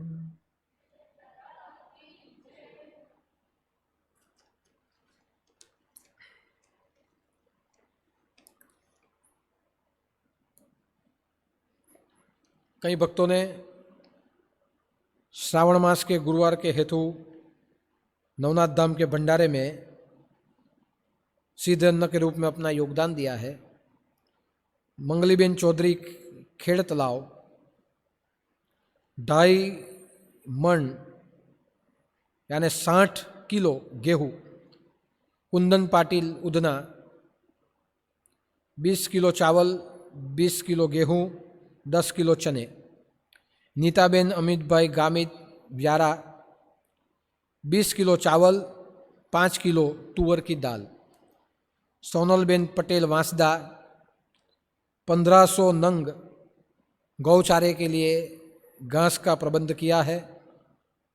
जिग्नेश पटेल कुंभारिया मंदिर के निर्माण के कार्य में अपनी ओर से 1 ट्रक रेती उन्होंने मंदिर के योगदान में दी है। जिन भक्तों ने मंदिर के कार्य में या भोजन के कार्य में योगदान दिया है, परमात्मा को प्रार्थना करता हूँ सब सुखी रहे, जीवन में सबको शांति प्राप्त हो। दूसरी बात कि आज का भंडारा वीरेंद्र भाई चेतन भाई पटेल, उम्र वर्ष 23, अहमदाबाद से, उनकी ओर से आज का भंडारा है। ये वीरेंद्र भाई हमारे नवनाथ आश्रम में रूम नंबर 4 में गुलाब भाई की लड़की शांति, उनका लड़का है ये, उनका आज जन्म दिवस है। और दूसरी बात कि ये वीरेंद्र भाई जो बहुत अच्छी पढ़ाई करके अपने जीवन में आगे बढ़ रहे हैं, मेट्रोलॉजी में इंजीनियरिंग एंड मटेरियल साइंस उन्होंने डुअल डिग्री डीटेक एमटेक यानी आईआईटी में उन्होंने अपना सब कंप्लीट किया है और बहुत जल्द वो विदेश में अपनी नौकरी के लिए भी जाने वाले हैं। उम्र बहुत छोटी है और वीरेंद्र के लिए मैं इतना ही कहूँगा कि ये जो वीरेंद्र है वो मेरा भांजा है, मेरे धर्म की मानी हुई बहन शांति। दादा ने बोला था कि शांति ये तेरा भाई है, ये तेरी बहन है। तब मैं बहुत छोटा था और तब से लेके आज तक हर एक कार्य में हमारा रिश्ता बहन भाई का रहा, हर एक रीत रस्म में रहा। और उनके लड़के को मैंने सबसे पहला गुरु मंत्र दिया था। तो ये वीरेंद्र मेरा भांजा परमात्मा की कृपा से बहुत अच्छा पढ़ाई करा, आईआईटी में है। और हमें इतना मानना चाहिए कि ये बहुत बड़ी एक फील्ड है जिसमें हमारे संप्रदाय की ओर से एक नव युवक आगे बढ़ रहा है, आगे जाके बहुत नाम करेगा और उसके साथ साथ हमारे संप्रदाय का भी नाम होगा। यानी ऐसे जितने भी संप्रदाय के युवा है बहुत पढ़े, बहुत प्रगति करे, बहुत आगे बढ़े और आप ऐसा कुछ करिए कि जिसके कारण आपके गुरु का और संप्रदाय का नाम बहुत प्रगति करे, बहुत आगे बढ़े। तो आज उसकी ओर से भंडारा है, तो उसके लिए भी मैं प्रार्थना करता हूँ उनकी प्रगति बढ़ती रहे, उनका नाम रोशन हो, माँ बाप का नाम रोशन करे, अपने गुरु का नाम रोशन करे। तो आज के दिन भगवान शिव वेद स्वरूप और उनकी स्तुति हमें करनी है, जिससे हमारे जीवन में अशांति नष्ट हो जाए और जीवन में हमें शांति प्राप्त हो जाए। सबको कहता हूँ महामारी चालू है, अपना ख्याल रखे, घर में बैठे जो जो प्रिकॉशन है वो ले, भक्ति भाव करे, भजन करे। और वापस इतना कहना चाहूँगा कि अगर जीवन में कुछ भी मुश्किल हो, आधी रात को भी आश्रम में आए, अपनी अशांति को दूर करे, प्रश्नों का निराकरण गुरु दरबार में होगा। लेकिन कोई भी व्यक्ति उग्रता के कारण, व्यग्रता के कारण सुसाइड न करे, कोई भी व्यक्ति आत्महत्या न करे। दौड़ के यहाँ आए, मेरे पास आए, आधी रात को भी मैं आपके प्रश्न सुनूंगा, निराकरण करूंगा, लेकिन आत्महत्या करने की ओर आपको मैं जाने नहीं दूंगा। यानी सब हिम्मत रखें। दूसरी बात, आज के प्रवचन में शांति की बात चली। कई सालों से एक अशांति का माहौल चला था और उस अशांति के कारण कलह और कंकास पूरे विश्व में, पूरे राष्ट्र में फैले थे। और ऐसी एक अशांति थी कि राम जन्मभूमि और बाबरी मस्जिद, कि कब राम जन्मभूमि पे राम का मंदिर का निर्माण होगा। बहुत एक सुलगता प्रश्न था, अशांतियाँ थी, कलह था, कई बलिदान हुए उसमें। और ये जो सुलगता प्रश्न था कहीं ना कहीं शांत होने को आया है। हमारे प्रधानमंत्री के विशेष प्रयत्न से और योगी आदित्यनाथ जी के पुरुषार्थ से अभी ऐसा कहा जा रहा है कि 5 अगस्त को अयोध्या में राम मंदिर निर्माण के लिए भूमि पूजन होने वाला है।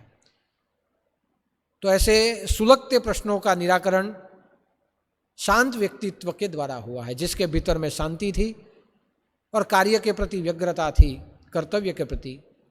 ऐसे दोनों व्यक्तित्व हमारे राष्ट्र के प्रधानमंत्री नरेंद्र मोदी जी और उत्तर प्रदेश के मुख्यमंत्री योगी आदित्यनाथ जी, ऐसे दोनों योग्य व्यक्तित्व के द्वारा एक बहुत बड़े प्रश्नों का निराकरण हुआ है।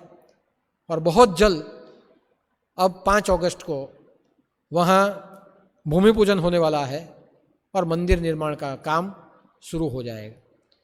बस शांतिमय एक निराकरण हुआ है, तो भगवान राम को भी प्रार्थना करते हैं जल्द से जल्द भूमि पूजन हो जाए, भव्य से भव्य, दिव्य से दिव्य एक आध्यात्मिक मंदिर की वहाँ रचना हो जाए और उसी मंदिर से जीवन में सभी लोगों को प्रेरणा प्राप्त होती रहे, ऐसा एक महाकार्य वहाँ निर्माण हो। ऐसी प्रार्थना भगवान शिव के चरणों में भी हम करते हैं। और जैसे जैसे हम ईशावास्यम उपनिषद नई नई जगह पे करते हैं, तो मेरी भी एक मन की इच्छा है कि बहुत जल्दी जब मंदिर का निर्माण हो जाएगा तो ईशावास्यम सूत्र कोई भी एक सूत्र मंदिर निर्माण के बाद हम अयोध्या में करेंगे।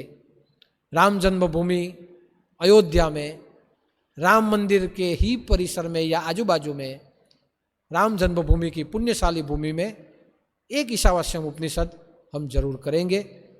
जैसे गिरनार में सब गए थे, ऐसे ही श्री राम जय राम करते हुए, हमारे संस्कृति का झंडा फहराते हुए हम बहुत जल्द अयोध्या में राम मंदिर के समीप एक ईशावास्यम जरूर करेंगे। ऐसा आज हम संकल्प करते हैं। संकल्प हमारा भगवान साकार करें।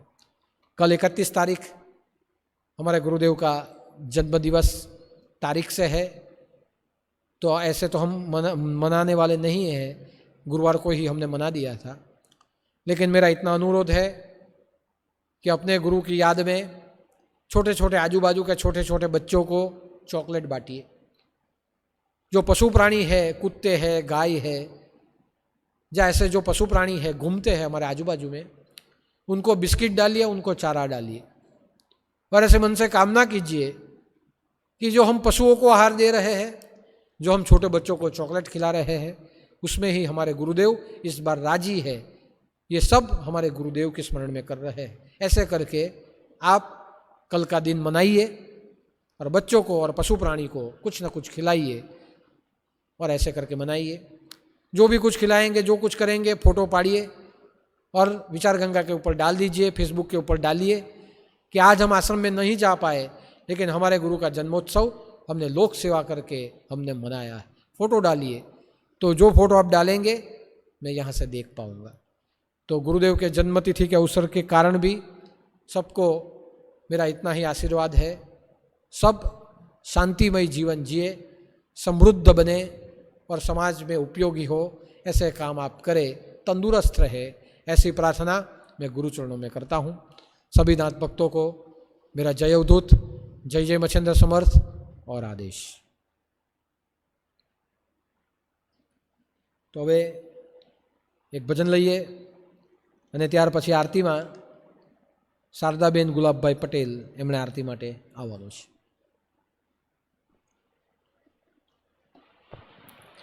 ओम नमः शिवाय शंभो, ओम नमः शिवाय, ओम नमः शिवाय शंभो, ओम नमः शिवाय।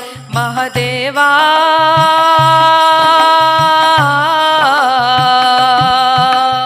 ओम नमः शिवाय शंभो, ओम नमः शिवाय, ओम नमः शिवाय शंभो, ओम नमः शिवाय।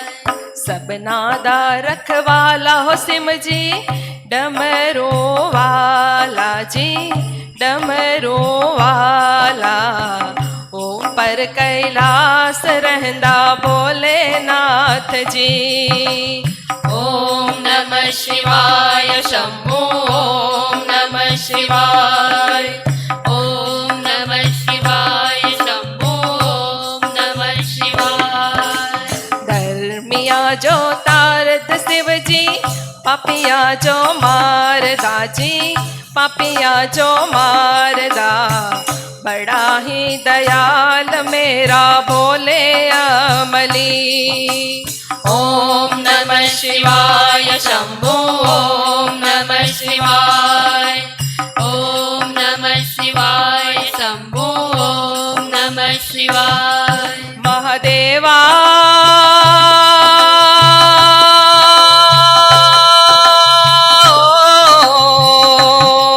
महादेवा तेरा डमरू डम डम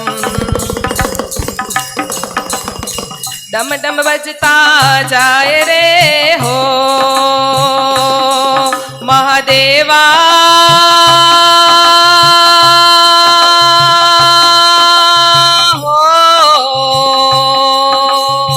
ॐ नमः शिवाय शम्भो ॐ नमः शिवाय, ॐ नमः शिवाय शम्भो ॐ नमः शिवाय।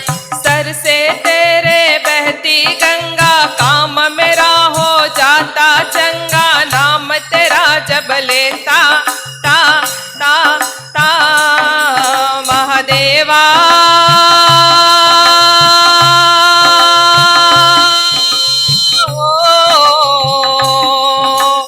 ॐ नमः शिवाय शम्भो ॐ नमः शिवाय, ॐ नमः शिवाय शम्भो ॐ नमः शिवाय। बापिया दे घर हो गोरा, महला चे रह दीजी, महला चे रह दी, बिच समसाने रहंदा भोलेनाथ जी। कालिया कुंडला वाला मेरा बोले बाबा, किधर कैलाश तेरा डेरा हो जी। सर पे तेरे वो गंगा मैया बिराजे, मुकुट पे चंदा मामा हो जी। ॐ नमः शिवाय शम्भो ॐ नमः शिवाय, ॐ नमः शिवाय शम्भो ॐ नमः शिवाय। पंगचे पीता हो शिवजी, तूने रमांदा जी, तूने रमांदा, बड़ा ही तपारी मेरा भोले अमली।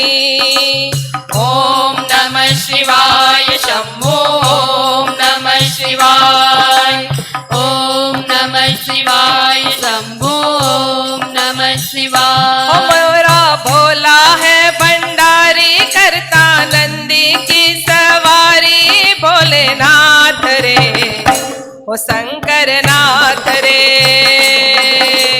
ॐ नमः शिवाय शम्भो ॐ नमः शिवाय, ॐ नमः शिवाय शम्भो ॐ नमः शिवाय। मोरा भांग रगड़ के बोली, तेरे साथ है भूतों की टोली, मेरे नाथ रे ओ शंभुनाथ रे।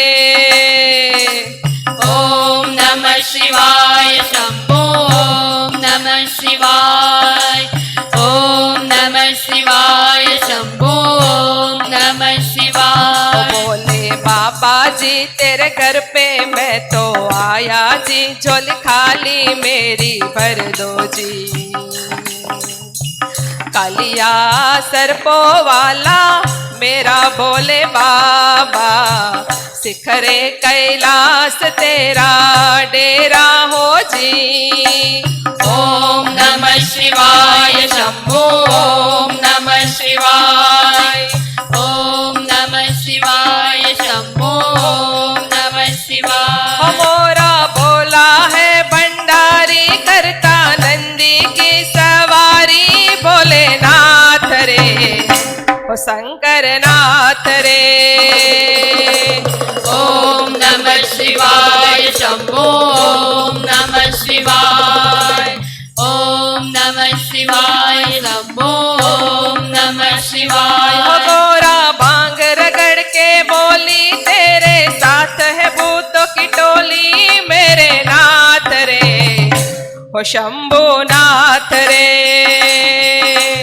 ॐ नमः शिवाय शम्भो ॐ नमः शिवाय ॐ नमः शिवाय शम्भो ॐ नमः शिवाय ॐ नमः शिवाय शम्भो ॐ नमः शिवाय ॐ नमः शिवाय शम्भो ॐ नमः शिवाय ॐ नमः शिवाय शम्भो ॐ नमः शिवाय ॐ नमः शिवाय शम्भो ॐ नमः शिवाय ॐ नमः शिवाय शम्भो ॐ नमः शिवाय ॐ नमः शिवाय शम्भो ॐ नमः शिवाय ॐ नमः शिवाय शम्भो ॐ नमः शिवाय ॐ नमः शिवाय शम्भो ॐ नमः शिवाय ॐ नमः शिवाय शम्भो